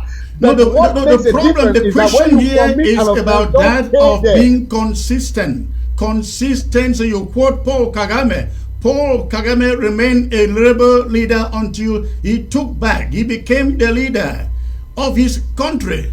But you left. He is not a rebel you started an army. You put in a president. You welcome the president. You ask everybody to follow the president. But you carried the refugees to Yaoundé. That simply means that my words are very serious. So if I put in a president, I have removed the president. If I ask people to follow Ambazonia, I now ask them not to follow Ambazonia. So if you are giving me credit of the things that you people discredited me before, you said I put in a president, now I remove that president. No. Nobody has removed the president. You really don't have the power to remove the president. I don't have the power to remove the president. Only Ambazonians have the power to remove the president. But listen to this. This is what you wrote. This is what you wrote, and you titled it "Exposing Yaoundé-Zonians and Anglo-Zonians." Correct. Because we know them so well. We agreed to disarm these guys with the approval of the president. I guess you are referring to Paul Biya, without passing through them. I don't know who did you refer to as them, not passing through them. I am referring to those members of the Security Council in Cameroon who have made President Paul Biya to believe that the Anglophone crisis cannot be resolved unless with their approval. Because they have a small group of persons who have transformed this crisis to a business. All right, thank you. I get that. Hold on there. We're coming into it. Hold on there. I get that. Business. All right. Hold on there. Now you continue. The president approved it, then informed the prime minister to facilitate it until it's executed. Out of jealousy, you're right, and wickedness, the prime minister wrote to the president to inform him that there are no ambers with us. With who? Were you referring to yourself that there are no? The prime minister wrote to the president discrediting you, that you have no ambers. Yes, that is exactly what happened. When we gathered this group of fighters and kept them, we did not pass through the prime minister, we did not pass through DGRA, we did not pass through the Security Council. It was a surprise to them that the president of Cameroon, my president, approved it, because my name means a lot at the presidency. My name means a lot in Cameroon. A lot of government officials have used my name to dupe Cameroon. Yes, they have used my name to dupe President Paul Biya. All right, hold on there. Now you continue. Correct. The prime minister, you continue. Out of jealousy and wickedness, we read that the president sent a delegation of 7 persons I guess you are referring to Paul Biya, sent a delegation of 7 persons led by General Melingi Noma for fact-finding mission. Now, where was this fact-finding mission supposed to be? They came over and met you or what? I think I answered that question already. It was in September 2021 that they came to see the people we have gathered. And also, they General saw, Numa and they is were the guy we have in the we video gathered there, those right? Amber fighters. General Numa is the guy Sorry? we're finding the footage. Is that? Yes, he's the one wearing the white cap. Okay. Now you continued. The Prime Minister included his girlfriend Kuala Muring Vera in the delegation and made her the treasurer of the mission. Now you added that she spent over 500 million on her personal things. The Prime Minister girlfriend, whom you mentioned here as Kuala Muring Vera, you wrote, spent 500 million francs on her personal things. Are you serious? What question are you asking? I'm Just ask the asking question whether and I'll answer. you meant it to say that a Everything Prime I Minister's said is girlfriend, what John Mbute's happened. girlfriend, spent 500 million francs during this single trip to Grand Wine on her own personal things. Why, first of all, why would the president appoint a head of delegation for a fact-finding mission, and instead of the head of delegations to appoint the person that will manage the money, the prime minister adds someone on the list that was not sent by the president and makes the person the controller of the budget that the general has to answer to the person? Who is that lady in question to the prime minister? To answer the question, you have his number, you can ask him. He should answer. Who is that lady in a mission that his own boss, the president, sent a general in Cameroon army? That's she. Who is that lady? The prime minister of Cameroon should explain to the people of Cameroon, who is this lady Vera? What was her mission? Why should the finance be given to her to manage on a mission that the head of mission is a general in the army appointed by the president, the commander-in-chief of the armed forces? Ask the president, ask the prime minister to answer that question. And I want him to answer that question too. Since this delegation came and left, have you had any communication with Dion Gute? Why not? Why not? So have you asked him these questions? Why did you make your girlfriend the head of this delegation with 500 million francs spent on her own personal shopping? How do you know if I've not asked him the question before? No, I'm asking you whether you did. Whether you asked him.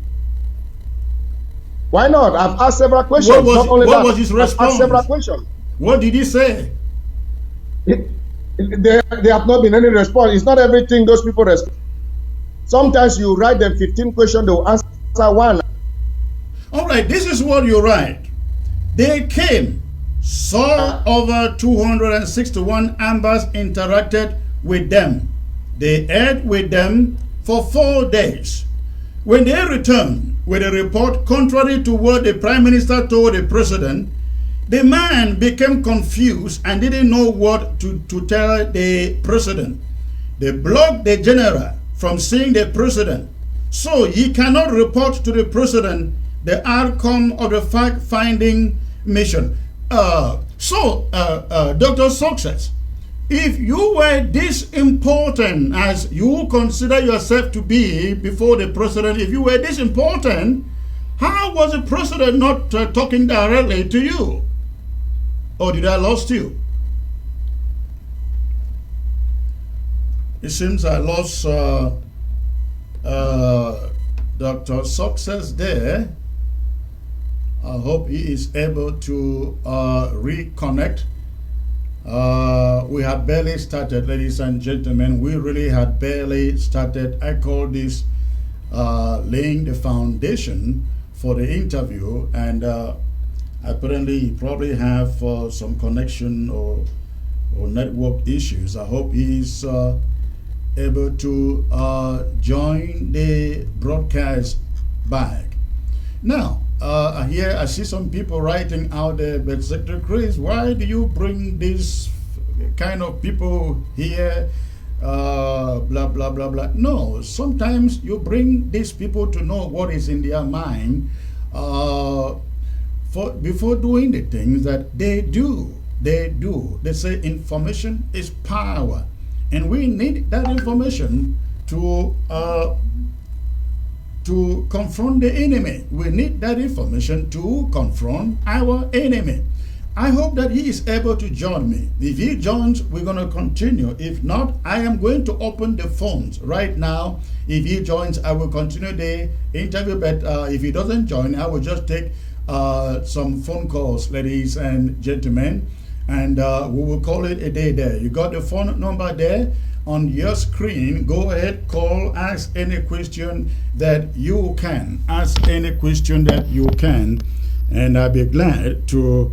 Okay, all right, he will be coming back. He is changing his Wi-Fi, but go ahead, you can call, you can go ahead and call if you like, while he changes his Wi-Fi. We have barely started, ladies and gentlemen. So again, the phone line is open. You have a call, you have a question for Dr. Success. Call and let me know, and I will definitely take your questions to him. The number is there on the screen, but remember, ladies and gentlemen, before you call, shut down the volume of your set before you call. Shut down the volume of your set before you call.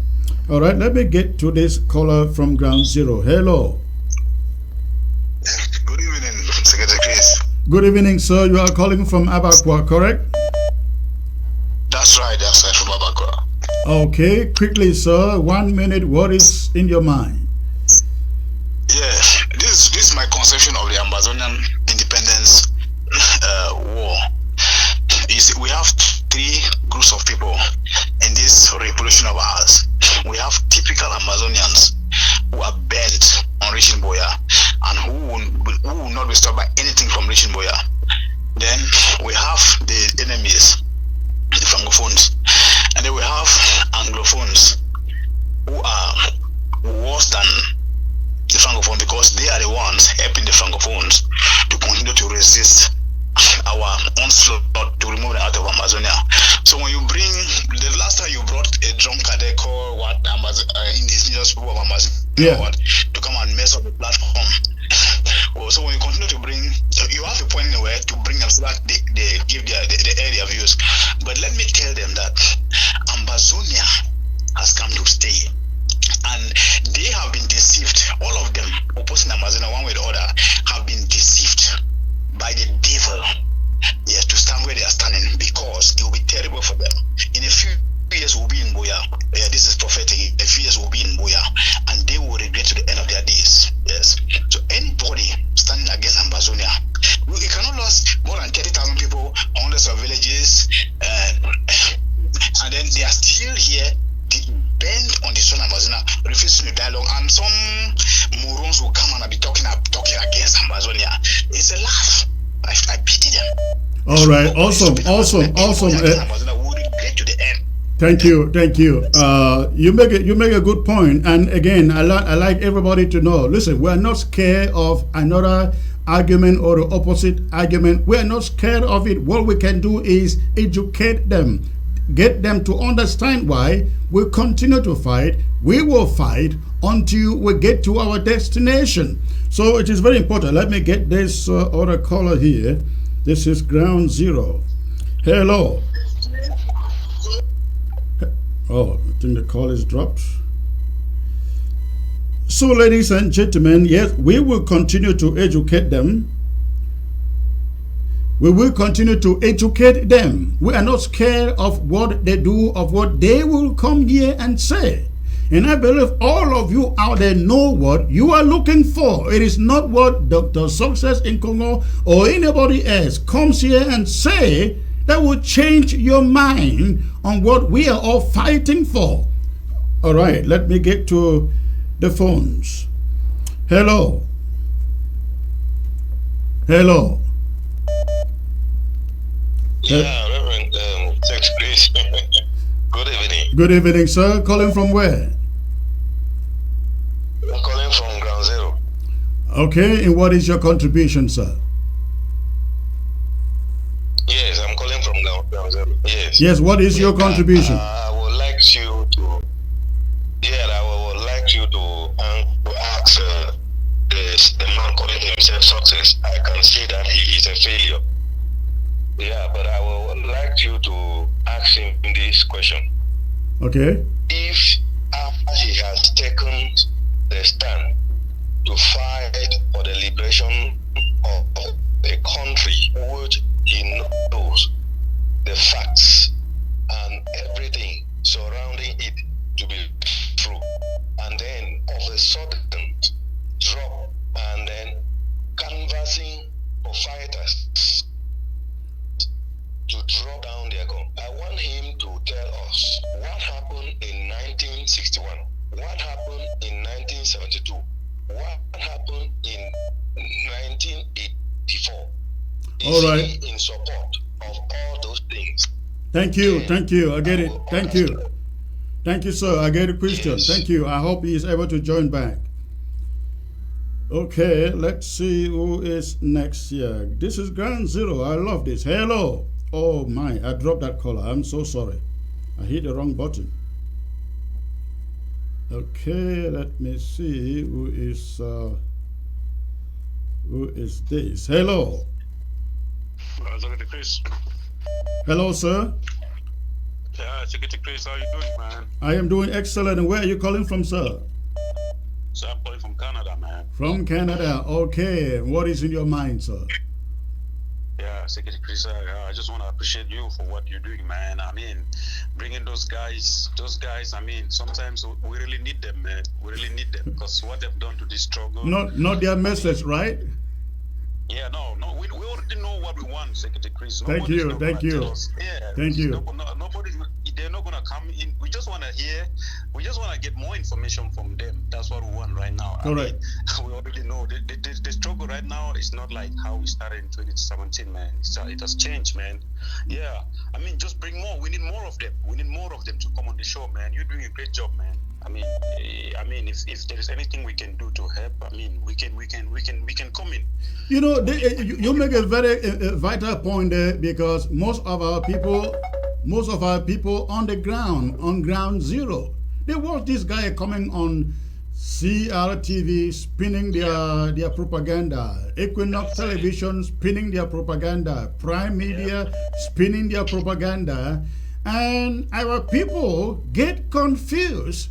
When we bring them here, we put them on the hot seat and ask them the question that Equinox doesn't ask them, CRTV doesn't ask them, Prime Media doesn't ask them.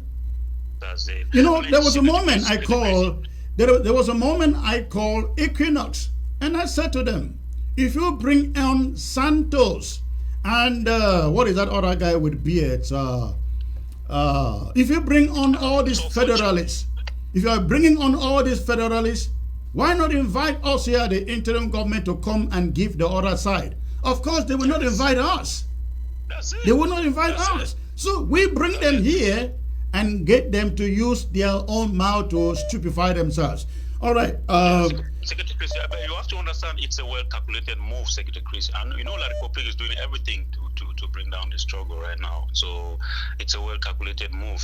So everything they're doing right now, it's a well-calculated move. So I think we have to be intelligent also. So when you bring in them on the platform, you just have to know, like, there's certain type of information. We have to keep it sacred, man. Right. You know, information shouldn't be breached, man. You understand what I'm saying? Correct. Thank you. Yeah, man. All right. Thank you, sir. Yep. All right, let's see. Wow, Ground Zero is calling and calling. Please do not call me on a second line. Do not call on the second line. I can only pick phones from this line. I know many of you are trying to call. You can't get through, but keep on trying. Hello. Hello. Hello. That's our lights are off. They're working on the generator. Okay, who is this next? This is another ground zero. Hello. Yes. Hello, are you hearing me? Good evening, sir. Where are you coming from? I'm calling from Meme. You are calling from Meme, okay? What is in your mind? Okay, I just want to thank you for bringing that 419er to actually speak his mind because he's a 419er. I was just watching a program over ACN and I saw where he met with Apostle Ambe and he talked with him, and Apostle Ambe left. He came to Yaoundé. I was referring to this struggle as a Northwest struggle, not an Anglophone struggle. And the Nkongo, whom I'm seeing on my screen now, is the one who is doing it. I think he's not consistent. Yes, and really, for those who have insight, if you look at Nkongo very well, he is a 419er. That is the truth. Yes. How can you come, you say you've torn your passport, then you later on come and present it? And then let me ask him a question. He's listening to me. Mr. Nkongo, can you tell us about the histories of the Cameroons? Because that's what I grew up and I learned. I learned something of the Cameroons. You are referring to Chris Anu and probably all of us as Cameroonians. How come? How can you actually help us to understand that? All right, thank you. He is back with me. I will give him the opportunity to ask that question. Ladies and gentlemen, you can hold on with your calls. Please hold on with your calls. I will not be taking any calls for the moment. Dr. Success, great to have you back, sir. Thank you for doing everything to reconnect with me here. I don't know whether you listened to all the questions that came in from the listeners, but let us go back to the passport issue. You coming on television or the social media on camera and tearing apart your Cameroon passport, and then later turning back to work for Cameroon, essentially. The question I was asking is, what message did you want Ambazonians to get from you? Because then you were vowing your allegiance. When you told your passport, you were vowing your allegiance to Ambazonia, which is why you sat there pretending you were tearing your Cameroon passport. What message did you want your audience to get? Mr. Chris, one thing that Ambazonians have failed to understand is that they feel Dr. everyone Success, must function like I don't them. seem to get your... I think you are muted on your side. Are you getting me now? I think you are muted because I can hear you. Are you getting me? Something is wrong. Everything looks okay here. I can see your sound meter. Are you hearing me now? Okay, go on. I get why. Go on, please. Go on. Are you hearing me now, sir? I can hear you now. 5 on 5. Okay, good. Now, Ambazonians should understand how are different. President Olusegun Obasanjo has once tore his PDP card and said he is done with PDP. That is a political party. But that when man you tear returned your to passport PDP and denounce that country, that is a serious thing. What did you get, Ambazonians? What did you want Ambazonians to get from you tearing your Cameroon passport only to turn around, become a contractor for Cameroon? I have said, and I continue to say, Mr. Chris, no passport was torn. Number two, most of you guys who claim that you have not torn your own passport, and some of you who have torn your own passport, I can assure you, in the next 3 years from now, maximum, you two will come back to Cameroon. Passport. It would surprise you to know I have never, ever carried a Cameroon passport. Never ever. But I will go back to the question because you seem not to be answering the question. You have carried Cameroon identity. You have carried Cameroon look right? at this here. You sat there, look at that passport. Now, I want to believe. See them. I want to believe. See my passport. I get you. I want to believe that was a drama. And the last caller called it a scam. Now, tell me why they should not consider that a scam if now you are seated there and waving your Cameroon passport. Because everything about Ambazonia is a scam. And since I was an Ambazonian, I followed the trend of scamming the population. And when my conscience pricked me, I decided to put an end to that scam. Did you understand me, Mr. Chris? I get you now. So, the Eyumojok Defense Force was a scam. Everything about Ambazonia is a scam. Ambazonia is built on let's hold on there. food. Let me get back to your letter to about Anglo-Zonians and Franco-Zonians or something like that. That the letter we were looking at. Now, I was asking you the question before you left whether after the delegation, the 7-man delegation returned to Yaoundé, spoke with Dion Ngute. Did you contact Dion Ngute to find out why the presidency sends a delegation and he picks his girlfriend add to the delegation and his girlfriend spends 500 million francs on personal shopping? Did you ask him?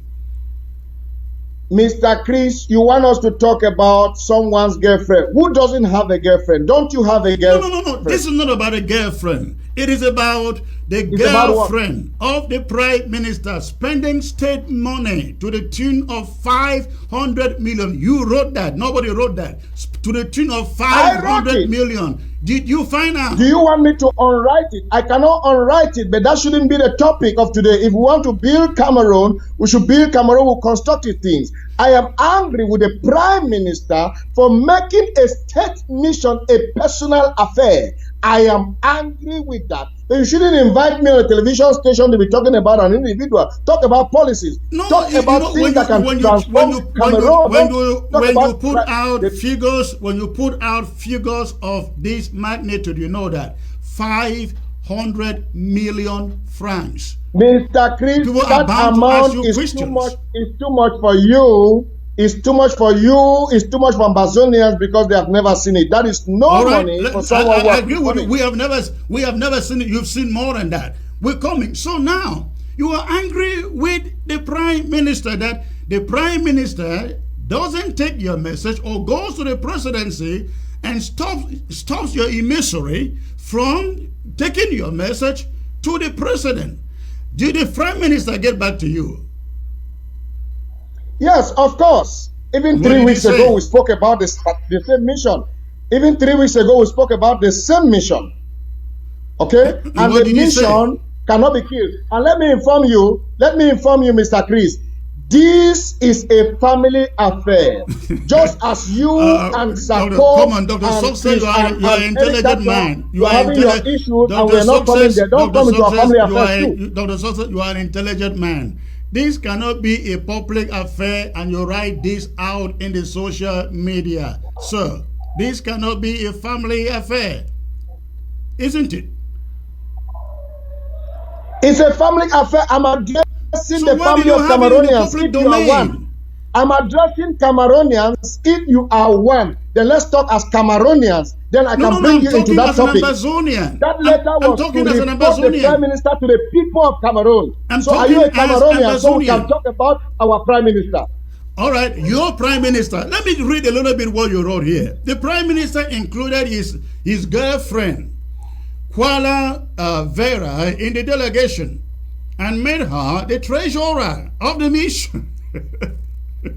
You are writing family affair in the public domain, Dr. Success. All right. Yes, she spent over 500 million on her personal things. To the people of Cameroon. Saw over 261 ambassadors, interacted with them, ate with them, for 4 days.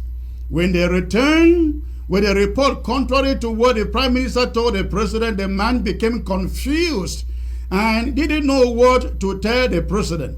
They blocked the General from seeing the President, so he cannot report to the President the outcome of the fact-finding mission. The Prime Minister decided to stop feeding the ex-ambas so they can be frustrated, then go back to the bush. So he, the Prime Minister, you put in bracket, can prove to the President that there are truly no ambas as previously reported. We have just been told the President approved 14 billion CFA for the mission. Let it be known that for over 2 months now, these children have not seen 1 kobo. On the picture and videos below, you will see General Melinge addressing the 261 ex-ambas in September 2021. A cross-section of ambas giving a stand of ovation to the delegation, and the girlfriend of the Prime Minister standing barefooted with some amber generals. Minister Ebune Confiance said in one of the meetings that make one idea work with the chop, referring to us now being you. So, Dr. Success, the conclusion here is that you are mad only because a chunk of this money did not get into your pocket. The reason for the phrase, when they walk, then they chop. And how is that your business, Mr. Chris? Also, you are just essentially admitting to the fact. How is that your business when you and Sako are fighting? When you and Eric Tato are fighting over $10,000? The fact. Have you ever seen any Cameroonian call you for? Thank you for admitting to the fact. I just brought you here so that you can actually admit publicly that you are a public contractor for La République du Cameroon and you've done us that service. Now, you send these people to go, they die on ground zero. And you sit in Nigeria, continue scheming to get many more back. And when your pay doesn't come, you get really upset. Are you now reporting Dion Gute to La République du Cameroon? Then you are like, you fall within the class of people Franklin Jome says, dog eating dog. Anglophone eating Anglophone because you consider yourself Anglophone. Isn't it? Is that not, why should you not be considered to be such a person? Mr. Chris Ano, you are trying to force words into my mouth. You know very well that Success Nkongo is not a coward. Very well that the same way I'm speaking to government officials in Cameroon today is the same way I spoke to you Ambazonians. You know very well how consistent I am to speaking the truth and exposing manipulation. You know very well that I fear nobody. And that is the same thing I will continue to do until I leave this world. If you take me to Afghanistan tomorrow, if I see corruption there, I will fight it. You take me to Syria tomorrow, I see corruption there, I will fight it. Take me anywhere, I will fight corruption anywhere you take me. It doesn't matter whether it is in my family or what. Dr. Success, it's very unfortunate. The image you paint of yourself isn't the image Ambazonians see you to be. Ambazonians are people who lack the capacity to reason normally. Do anything for money. Ambazonians lack the capacity to reason normally, so I do not expect them to have a good judgment. If you want to classify reasonable human beings, you don't count Ambazonians. They are not among reasonable people. When I was with Ambazonians, they did not blackmail me. When I left Ambazonia, the whole social media went gaga. Why? Because they are people who don't reason. Let me ask you this. When you left Ambazonia, what did you expect Ambazonians to look at you after you had told your Cameroon passport, formed an army, and was in Zaire for the fourth conclave that created a government? And then you suddenly turned your back. How did you expect Ambazonians to look at you as a saint? They should see me as a moral conscience that I have been to them, always pointing their error. Everything I told you, Mr. Chris, about Sako is what you are seeing today. I really don't remember what you told. I don't know if you told me anything. I don't know if you told me anything about Sako. I don't remember you telling me anything about. I don't remember you telling me anything about Sako. I just do not remember. But let's move to let's move to one. Let's move to one subject. I got this. Let's move to this place. I got this message from some people that you are serving out there. I got this message from some people you are serving out there, and I'd like you to listen to it. I'd like you to listen to it. This is coming from some Francophones who read your post, and I think I don't know whether you granted an interview to one of them, but this is what they write. Good evening, man. How are you? Listen to what that guy has said. What is that his name again? Now they're referring to you. Success Congo. That guy is a clown. He has said pure rubbish there. Before he changed his camp, he was first of all with the Amber. What did he say when he was first of all with Amber? He destroyed his Cameroon passport in front of everybody. Everybody saw it. The clown called Success Congo declared he can never be a Cameroonian. Now, I don't know how it happened. The regime passed behind, and I think they bought him and he immediately switched to the side of the government. This is Francophone writing, my friend. He, referring to you, then declared that if the Ambazonians have independence, he will change his faith, his religion, to become a Muslim. Listen to how the clown plays with our good God. Now, he becomes are you asking me a question? I think Mr. Chris, are you asking me a question? Okay. But this is the point. Mr. Chris, this is the point. Mr. This is Chris, a Francophone, a Cameroonian, your fellow citizen. Your fellow, listen to me, I'm asking you a question. Your fellow citizen here, Dr. Success, asking you a question, essentially saying that you are not serious, that you are a fraud in your actions. First of all, there is no proof that such message exists. Number two, there is no proof that such message come from a Cameroonian. Okay, because hold Cameroonians on. I want to prove you. Like You know that I don't make things up. Listen to the message. Number three, Mr. Chris. Listen to it in Mr. French. Chris, number three is that I still insist today that hold on, please. I become a Muslim. I still insist today that if Ambazonians get their independence, I become a Muslim. Okay, listen to it. Listen to it. The message exists. It is in French. I gave it to somebody to transcribe it into English. Listen to it. Congo success. Mais ça, c'est un voyou. C'est un voyou. C'est qu'il a raconté n'importe quoi là-bas. Mr. Chris, listen to your citizen. Listen to your citizen. I have listened to that trash. Even Capo Daniel can speak a better French than that one. That is an Ambazonian talking in French. We know that trick.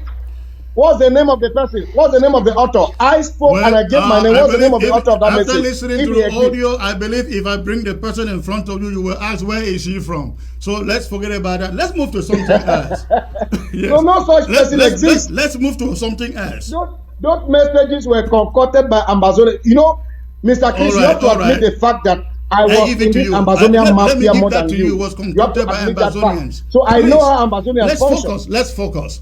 Tell me, I know you have a problem. Yes, you have called them, is it Anglozonians and Franzonians or something like that.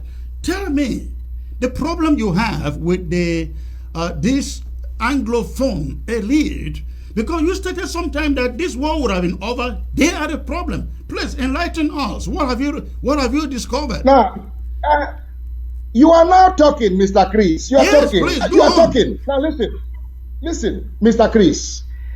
I want to state categorically that as a Cameroonian, I have the right to carry out my investigation and bring out the outcome of my experience with Yaoundezonians who are elites in the Francophone region, especially the members of the security, insist on Ngongo and Betty Asomo. These two persons, together with their proteges, they have held Cameroon to ransom, and they are behaving as if Cameroon is their property.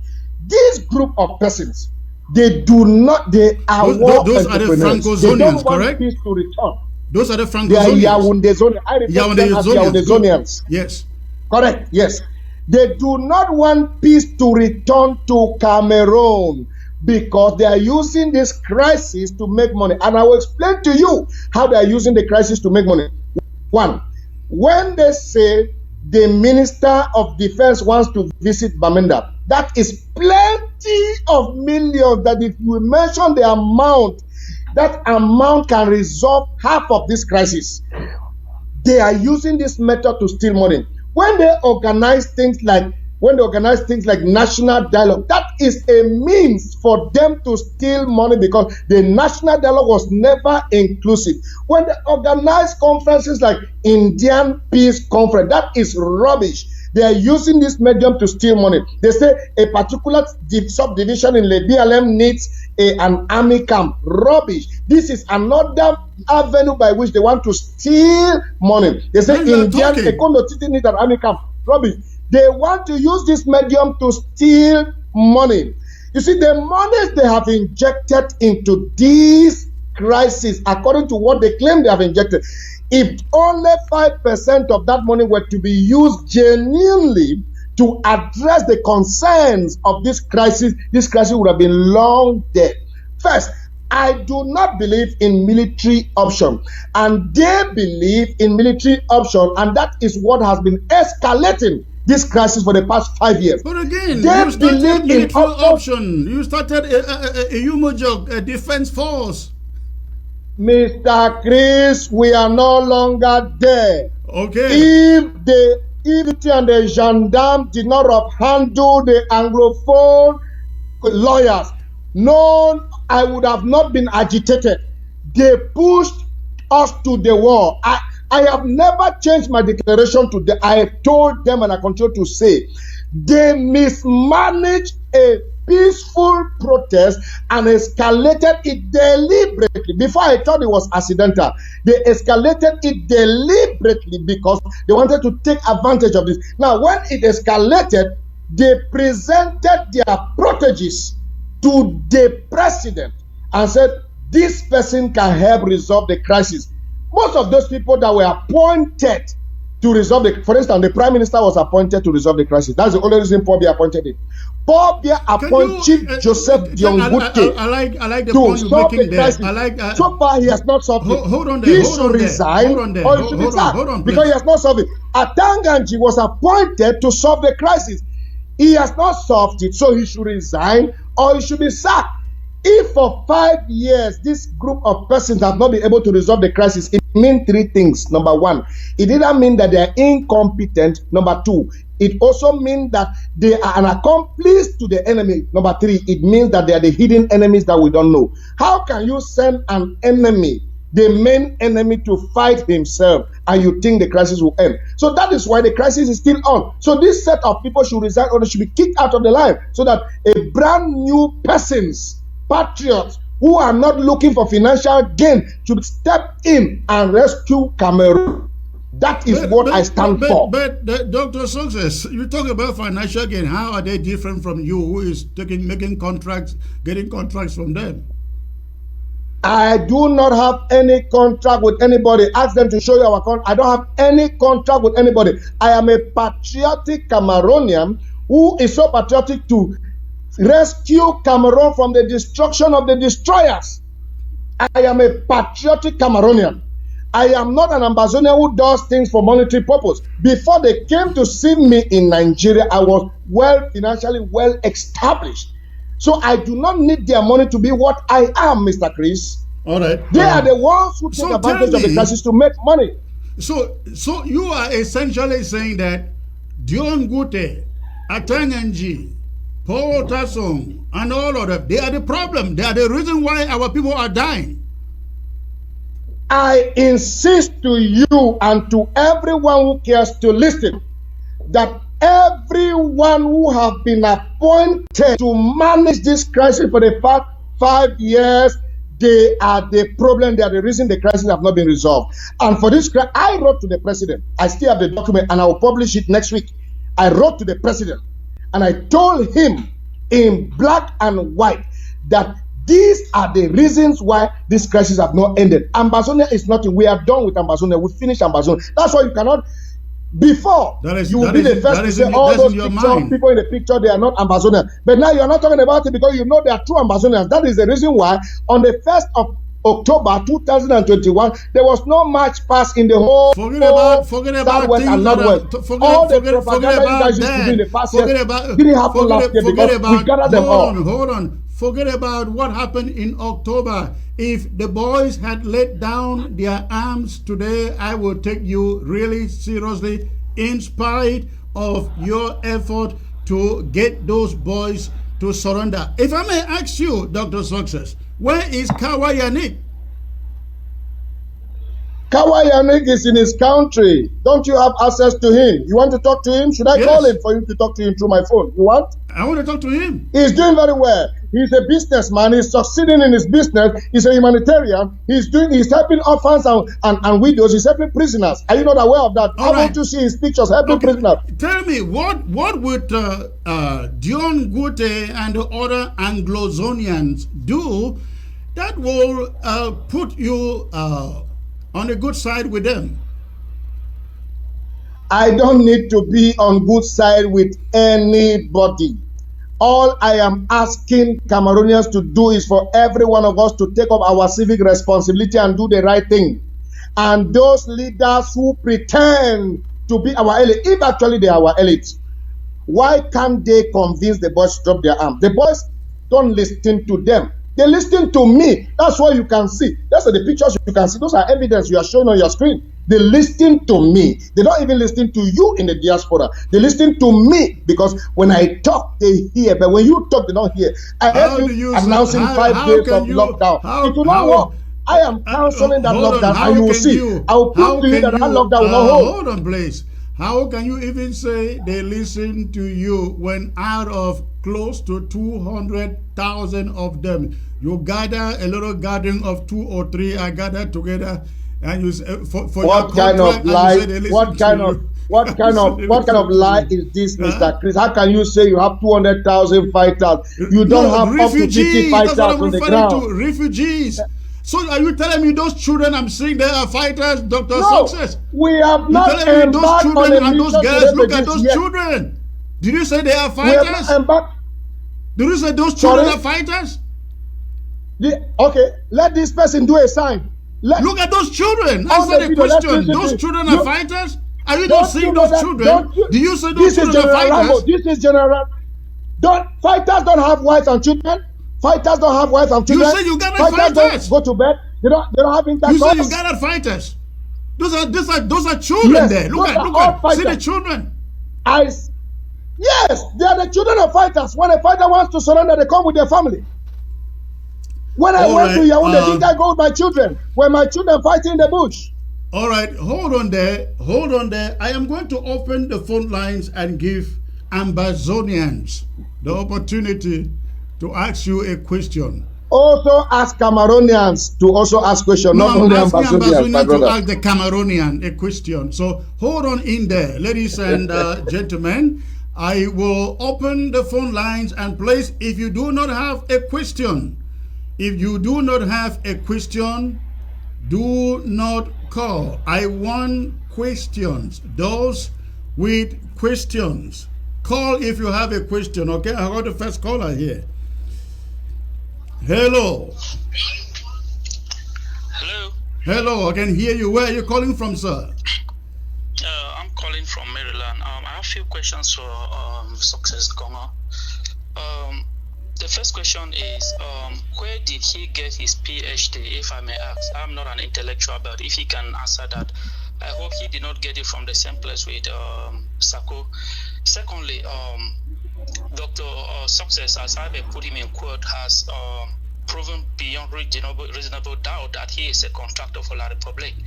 When somebody start accusing other people of stealing money or siphoning money, it means he was selling our people for money. And I want to tell hold on there, please. Hold on there, because if you load a lot of questions, you may forget some.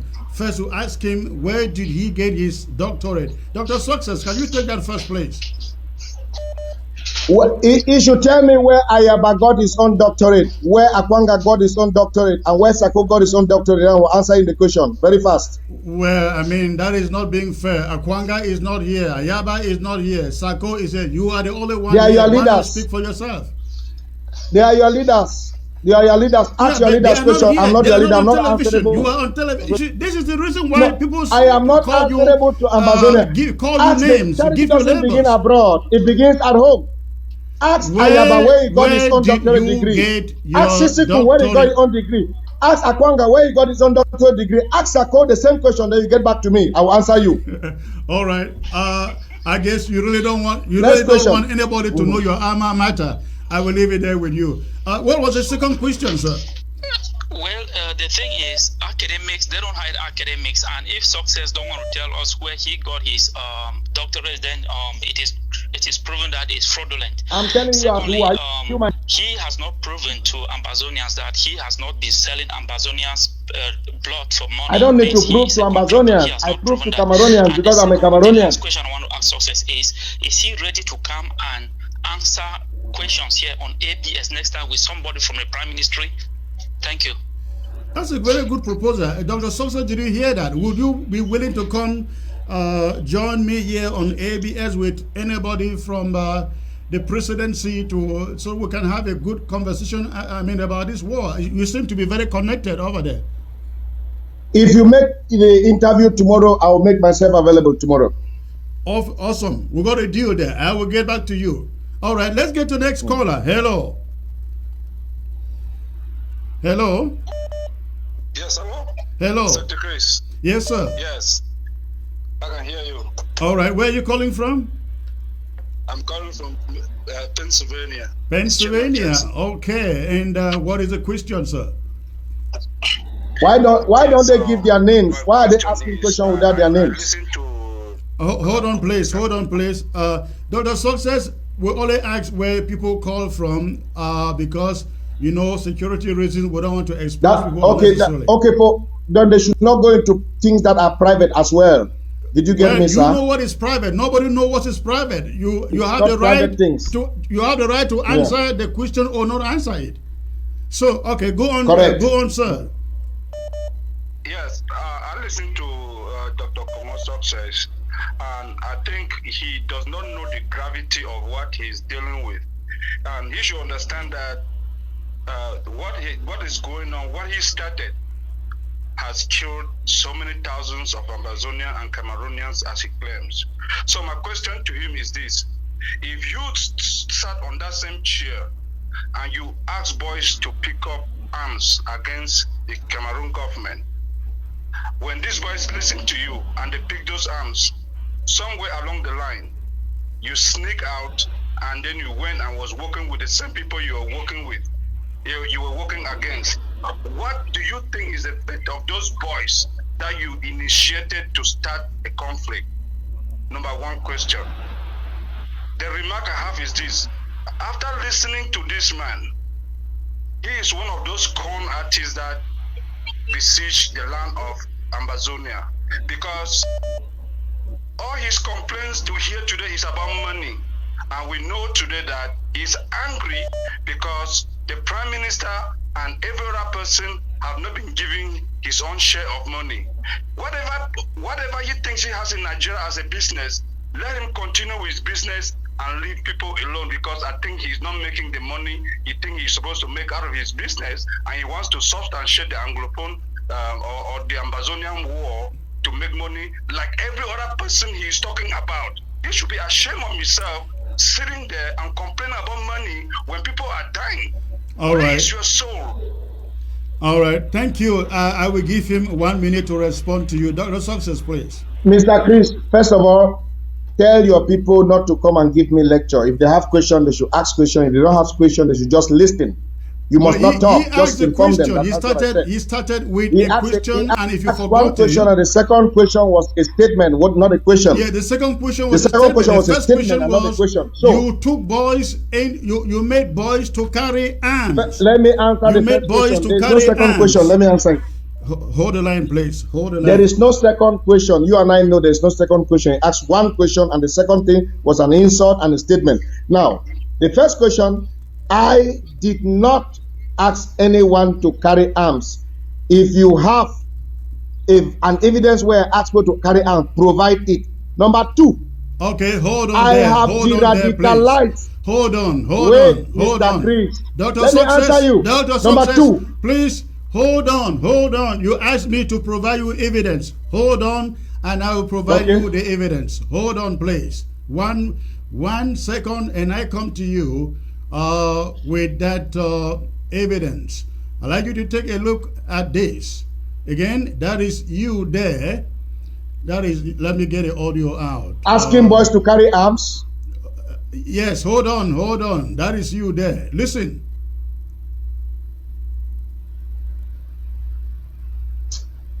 Mr. Chris, I have already addressed this. I was congratulating as a member of Kakuf Defense Department. We are glad that we have successfully elected our interim president and our interim vice president. Special congratulations to President Sisiku Ayok Julius Tabe and Vice President Deacon Tasang Wilfred. These two people are great gifts that God has given to us. We owe them a duty listened to that, to collaborate with them, to cooperate with them, and to give them. We've listened to that. In this, you talk about a Umojog Defense Forces as your child, And the question from the caller was, when you made people to carry arms in a Umojog, form an army, and then you call them back. You are muted, please. I muted you. Don't. I will open the microphone for you so you can get the question. When you form an army in a Umojog, and then ask them to lay down their arms, while others go and fight and die. What example you are setting to these other fighters? Are you being even consistent? Mr. Chris, when you stay in America and send people's children to go and fight on the ground, what example are you showing? That is not the answer the question. Did you create a Umojog Defense Force? Did you create a Umojog Defense Force? You are talking about example. Yeah, did you create a Umojog Defense Force? Did you create that force? No such thing ever existed like a Umojog Defense Force. All right. So the caller is right. You essentially... Chris, I said no such thing. Let me write the name and send to you. No such thing ever existed like a Umojog Defense Force. I'll write the name and send it to you. Prove me wrong. What was it then? I'll write it and send it to you. What was it? No such thing ever existed. You are the one accusing. Give the name that existed. All right, no let's get to the next caller. If you want, like a Umojog Defense Force. Let's get to the next caller. Hello. Hello. Where are you calling from, please? Can you hear me, Secretary Chris? I can hear you 5 on 5. May I know where you are calling from, please? I'm calling from Norway. This is Didi from Norway. From Norway. Okay, go on, sir. First of all, I would thank you for the show and also appreciate your effort despite the technical difficulties. And I also appreciate Success Congo for making it to the show despite the challenges he had with technology. This is my question to Congo. He has listed a catalog of those who matter in La Republic. Ngongo, John Gute, Betty Asomo, top generals. The list is also long. That they are the people who don't want the the war to end. If we go by that, what makes him so committing that his own effort will be the one to end the war?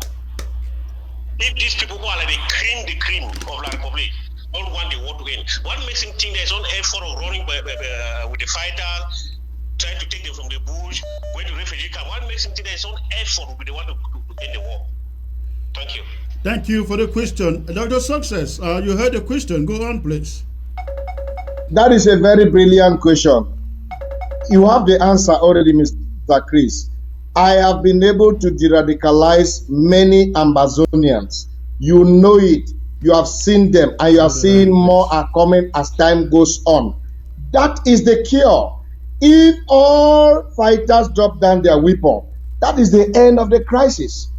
And I've been able to do that, and I continue to do that. I am competent. I have done it. I am doing it. I will continue to do it. That's what makes me think that what I'm doing is the best solution. Did I answer the question, sir? Well, to your own satisfaction, but we will leave it there. Let me get to the next caller. We've been talking a lot. Let the callers do the talking now. Hello. Hello. Hello. Yes, am I on? You are on 5 on 5, sir. Okay, thank you. Secretary Chris, you have some real journalistic politics. And that's why you have a clown talking with you there and say, man, you're still able to put up a smile. Even though at times your smiles really I'm almost getting angry at you because there's really nothing to laugh at. Listen to this bloviating ignoramus. I'm wondering here whether somebody asked where he got his PhD. I'm not going to ask that person. I'm going to ask him where he got his high school diploma. I don't know where he got it from because his English is not reflective of that. What I spoke in Form 5 when I graduated, it's a little bit better than what he's speaking there. So I'm going to ask him this question. By the way, I am Ephraim. I'm sorry I didn't introduce myself. It's just so annoying to listen to this man. And I'm calling from San Antonio. Okay. I am an Ambazonian, and I will never cease to be an Ambazonian. And I will never be a Colonial. Congo's success, whatever he calls himself, needs to be. I mean, we need to run him out of that show. Let him go to La Republic. And I'll ask him, does he want Ambazonians to believe what they saw with their eyes in a video, or believe his denials? He has been used La Republic, a country of liars, a country of traitors who stab the backs of their grandmothers and their children, destroy their future. The likes of John Guti, Musonge, Ataranji, so he has joined them. But you know what I'll tell him? When he will need to meet us, he will meet us in Boya. We shall get to Boya. It's either today or tomorrow or next day. But it's a fact, we shall get to Boya. With or without the clowns, this idiot. I call him an idiot. It's okay. It's okay. Let's leave it there. I think he got your point. Dr. Success, if I may ask, why are you very evasive of your own school? I mean, if you are proud of your education, why are you very evasive when people ask? Because in this show, in another show, you were asked, in another show, you were asked which school, which university gave you a doctorate. You avoided the question. Mr. Chris. I hear you. Go on. Listen, Ambazonians are too small in their mind. What I have in my brain is bigger than that trash you call Ambazonia. I was trained to solve problems. I was not trained to speak grammar. And by the way, English is not my language. It's a colonial language. I was trained to solve problems, to answer questions.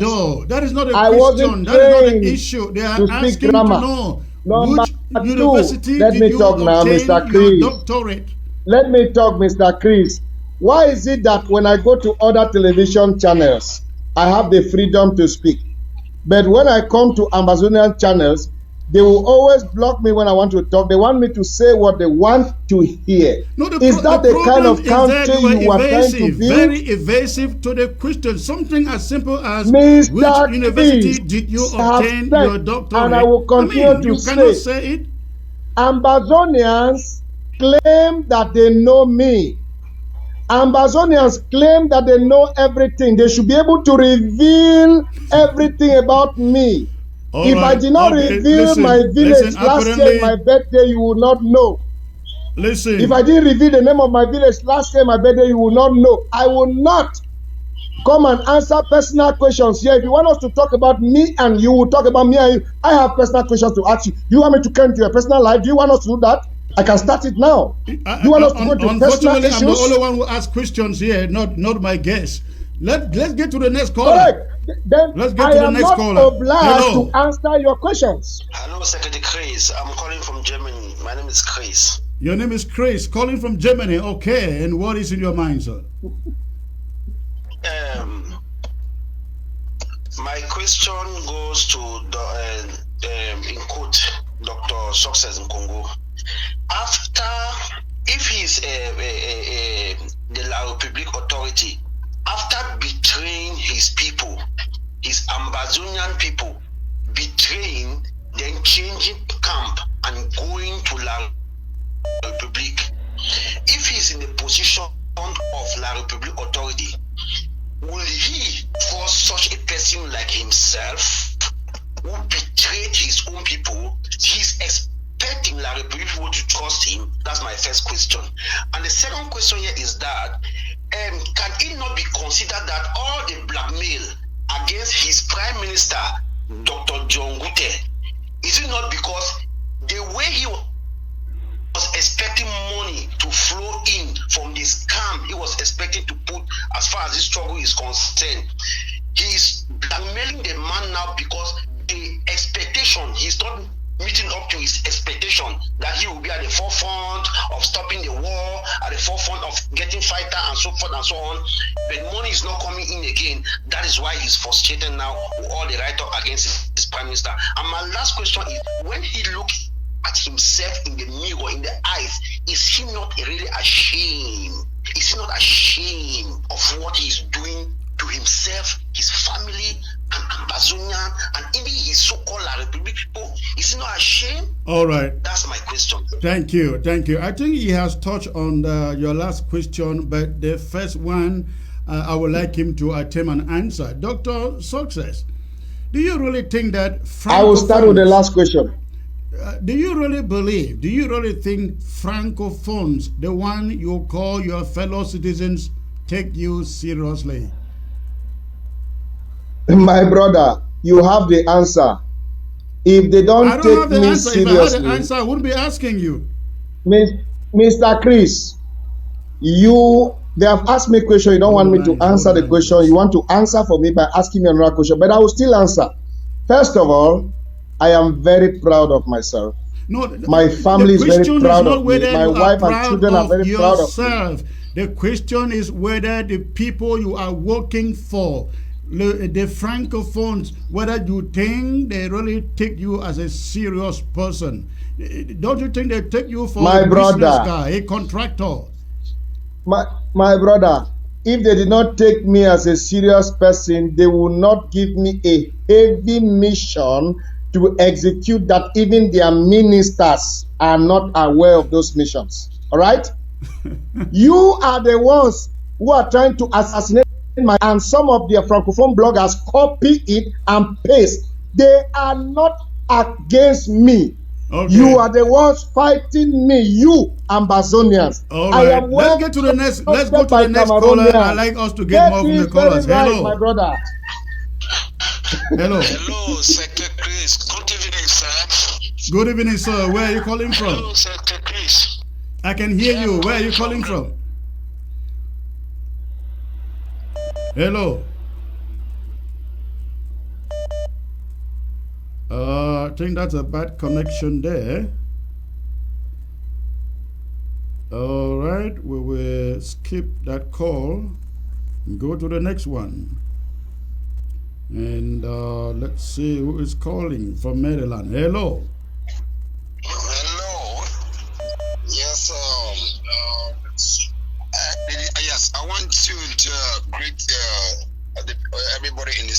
especially Mr. Kongo, who is here. Can you hear me? 515, go on, sir. Yeah. I want to appreciate Mr. Kongo for coming, and I thank you for that courage, my brother. But I want to go straight on this point, Mr. Kongo. You said you do not ask the boys to pick up arms.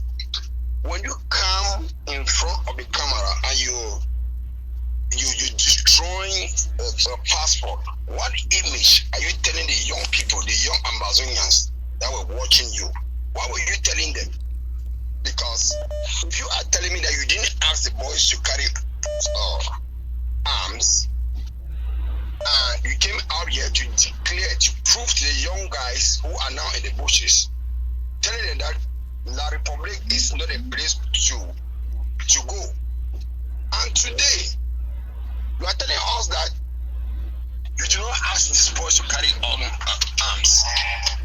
Are we actually talking sense here? Because I don't know if La Republic actually reasons, because when to see those people that actually destroy that country, La Republic, they will arrest you first, because you are the people in La Republic that the Republic is using their money, spending their money, trying to say that they are paying people to bring peace in their own country, on which you are there playing games.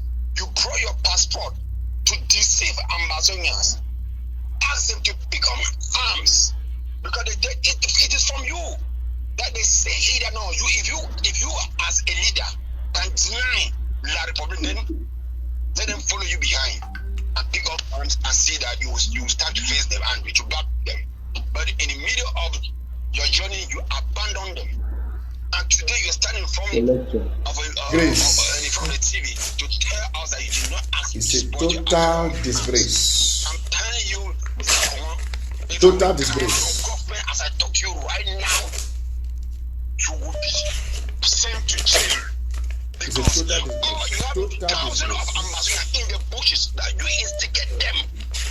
It's a total disgrace. I regret. All right, okay. I think he gets your point. Let's give an opportunity to answer so others can call. Dr. Success. Autre pays que vous appelez le Cameroun là. Can you stop the video so that I can talk? Cameroun là, c'est un go on, please. Total. The video is talking. I cannot be talking when the video is talking. There's a video talking there. All right, go on. Mr. Chris. Yes. When a man is so much in love with a woman and the woman leaves him to marry another person, that's how the man agitates.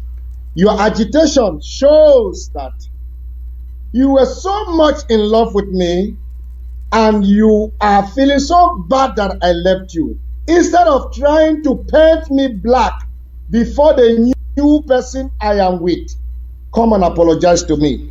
I will understand you better. Did you get me, Mr. Chris?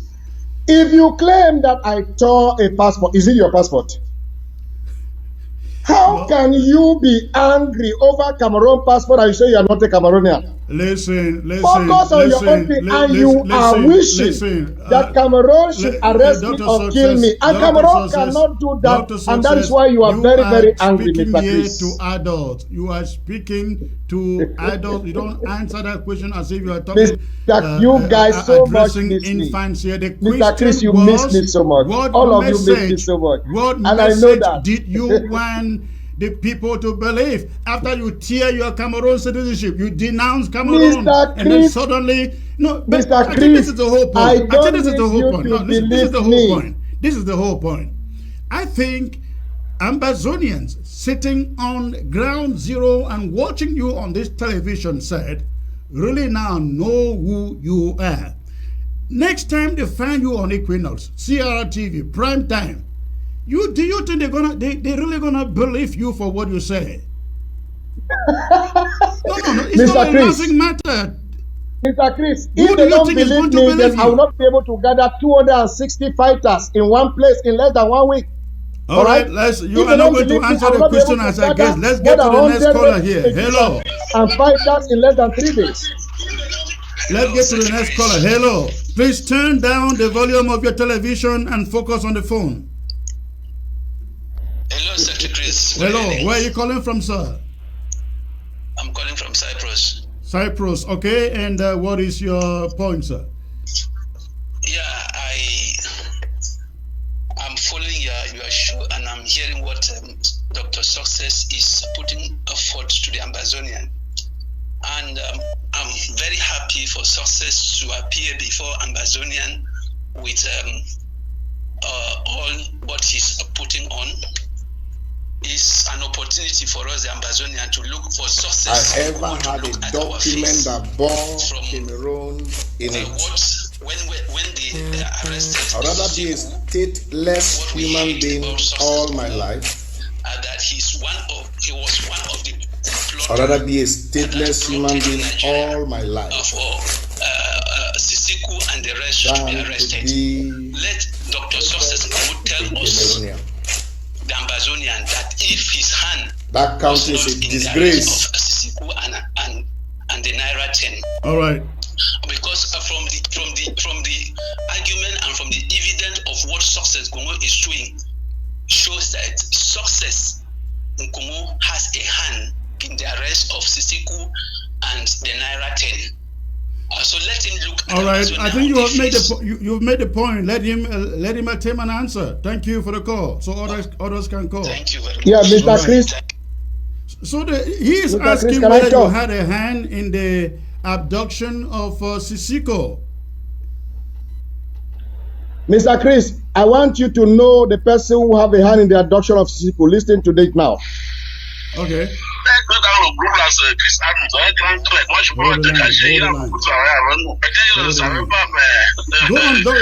on, Dr. Success. I'm listening. Hold on, please. Hold the line. Dr. Success, go on. This is Colonel Banqui confirming that you, Mr. Chris, are the one that have a hand in the abduction of Sisiko. Did you hear it? Was I there? Take that again. Oh, you want take me that to play again. it again? I was distracted here. Yes, Colonel Banqui of the Secret Service in Cameroon confirming that you are the one that have a hand in the abduction of Sisiko and Co. I want you to listen. No, you don't come to my show and you play an audio. I am the only host here. I am the only host here to play audios and to ask questions. You are muted, so that didn't even go out. You are muted. But see, Success in Congo, we are very serious here. We are very serious here, and I believe you are listening to those who are calling. They know who you are and they know what you are capable of doing, and it is shameful that you come here and you take it for a joke. But we did this so that Ground Zero know exactly the kind of person who you are. When they see you on those television set, they exactly know. I think they will turn you off. That's the reason you are here. But let me get to the next caller. Hello. Hello. Yes, can you hear me? I can hear you. Where are you calling from, please? I'm calling from the Meme County in Amazonia. Okay. Yeah, I want to first of all congratulate you for making us feel part of this struggle and making us have hope. We thank you very much for what you are doing for us. Thank you. This is my observation. Please, we are begging you on bended knees, stop bringing clowns to come and disturb us and derail us. That fellow is even worse than Dr. Florentine, who came here last time and was gaffing around. Now, these are my questions. You are calling from Ground Zero, Kumba, right? Ground Zero, Meme County, yeah. No, when you see him on CRTV, Equinox Television, Prime Time, what are you thinking? Well, he's a joke as well. Nothing changes from what he's saying today, Chris. It's a joke as usual. All right. Let me go straight to the question, please. Go on. You see, Chris, this fellow is a disgrace to the people who come from my county. I don't believe that he is a Manuelite. I'm sure he comes from those Well, your network, sir, is a problem. Your network is a problem, unfortunately. Let's see, we can get to the next caller.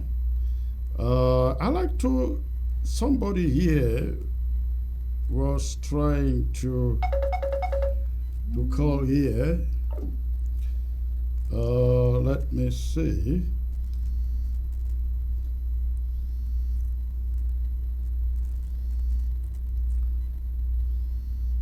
All right. We can only take calls on one line here. We can only take calls on one line here, please. We can only take calls on one line here. So if you can't call, if you can't get through with this line, unfortunately, I can't take your call. Hello, sir. Yes, Secretary Chris, this is Dr. Nick Santos speaking. Good to hear your voice, sir. What is your contribution? Yes, I have listened, and I'm glad for you bringing on board. Do me a favor. I don't know whether it is you are using a headset or an external mic, but there is a lot of noise with your microphone. If you can adjust it, that would be great.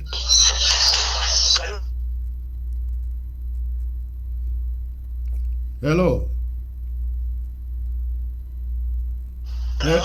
Hello. Is it better now? It's a little bit better. All right, go on, please. Go on, go on. Is it better now? It is better. Go on, please. Yeah, I want to appreciate, first of all, the fact that you brought Success Congo on board today.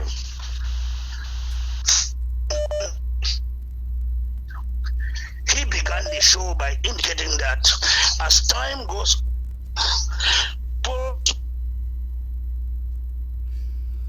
well, Dr. Nick Santos, unfortunately, your line is not really good, unfortunately. Dr. Success, unfortunately, we have exhausted our time. I thank you for coming up to be part of the broadcast. I look forward to being able to invite you back when the need be. Thank you, sir. All right. Hello, ladies and gentlemen. Thank you for tuning in and gluing on your set, listening and watching. It's been a long one. Before I go, I'd like to remind all of you on ground zero of the lockdown. Lockdown coming up May the 16th through May 20th. May the 16th through May 20th. Ambazonia Restoration Forces are taking care of that lockdown. We urge you, every one of you, please do your shopping, make the preparations.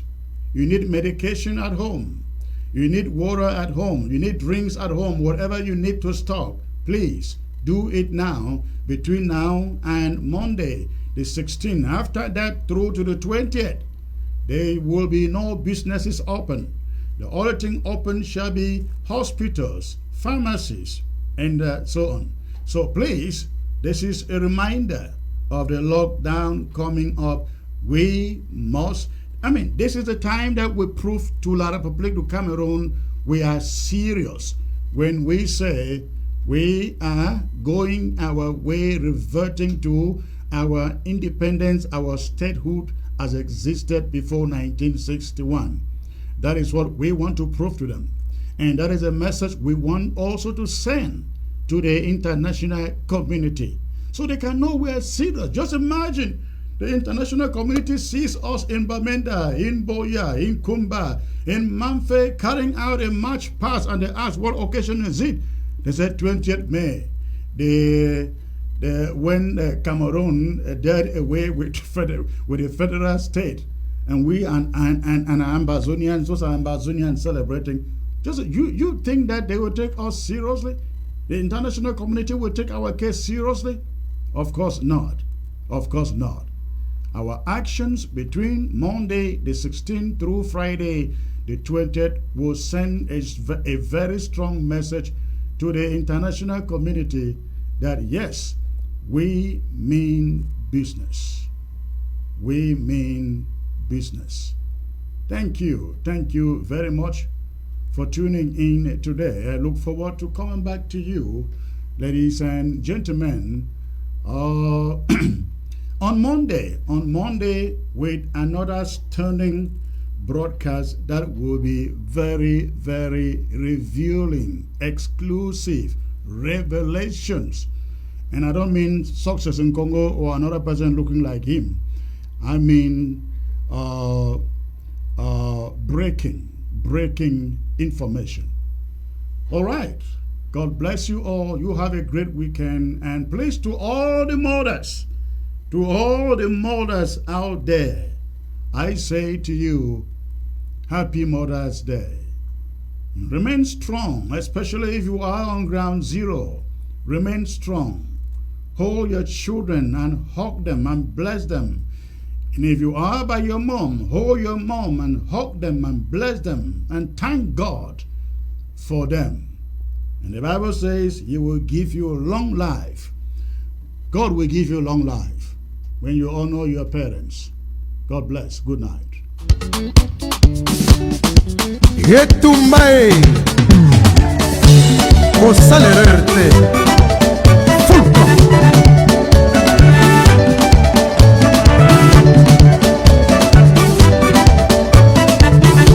Nasala yo ninye Fazera ngai Na tefelo koninye Epaina yo Apana bumela yo nanye Na familia yo Tato yo Yo motema mabe Voisina ngai motema mabe ye como Kristo aloki mwana bato eyenga nyonso nanda kwa Nzambe lelo yo akangi endoki na quartier ale mwana bato tato yo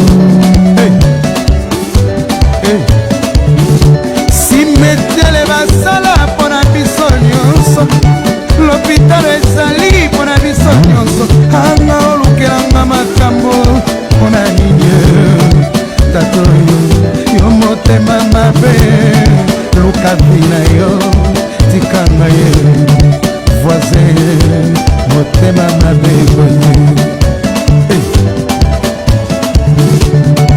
nibo matalela ngai voisin oyo mosala kofunda ngai tina mosala papa balongola ngai na mosala lokoto ya titi esukaka sela kombo mawa abili oyo tonyataka ezali mponanga na yo te nzambe soki lifele ezalaka zikisanga moto aliboso mawa banda sepela nzombo faustino azingi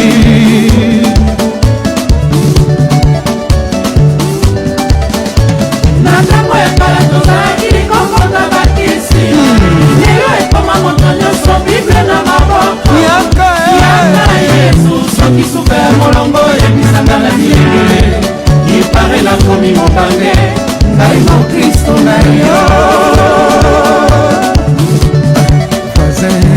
yo motema mabe olio de bebi na yo kaka kofunga bato mosala kolangwa na ntongo bamonaka yo sambelaka nzoka motema na yo etonda mabe voisin lukavi na yo tika lokuta tika kolanda bia bato voisin na ngai yo motema mabe amabika landa ye lokutu etiti esukaka sela kombo mabele oyo tonyataka ezali mponanga na yo te nzambe soki lifele ezalaka zikisanga moto aliboso mawa banda sepela nzombo faustino aziki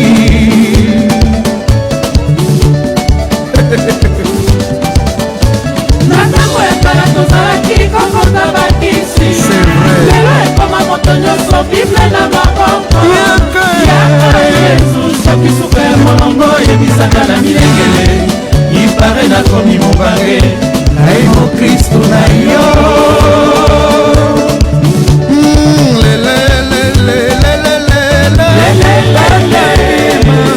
mwana nzambe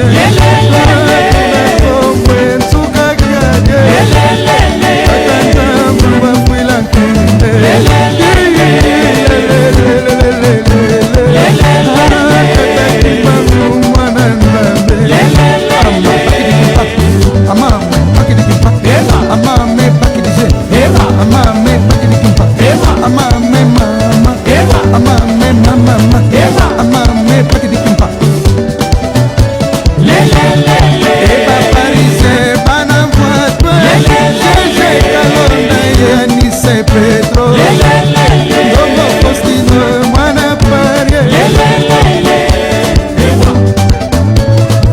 Amama, Paki de Kimpa, Mama, Paki de G, Emeke Doso,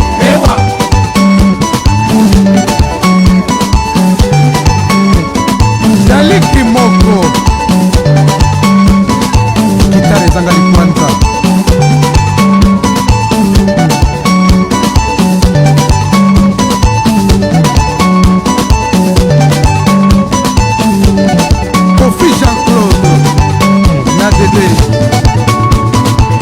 Bana Braza Naku Capucel. Ce sont des vrais Congolais.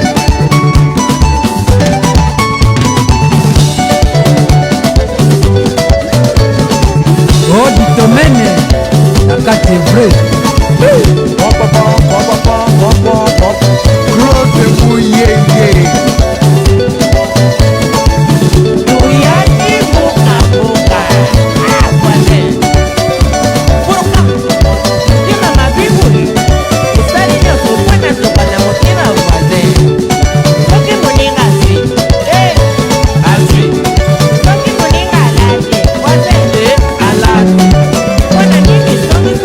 Você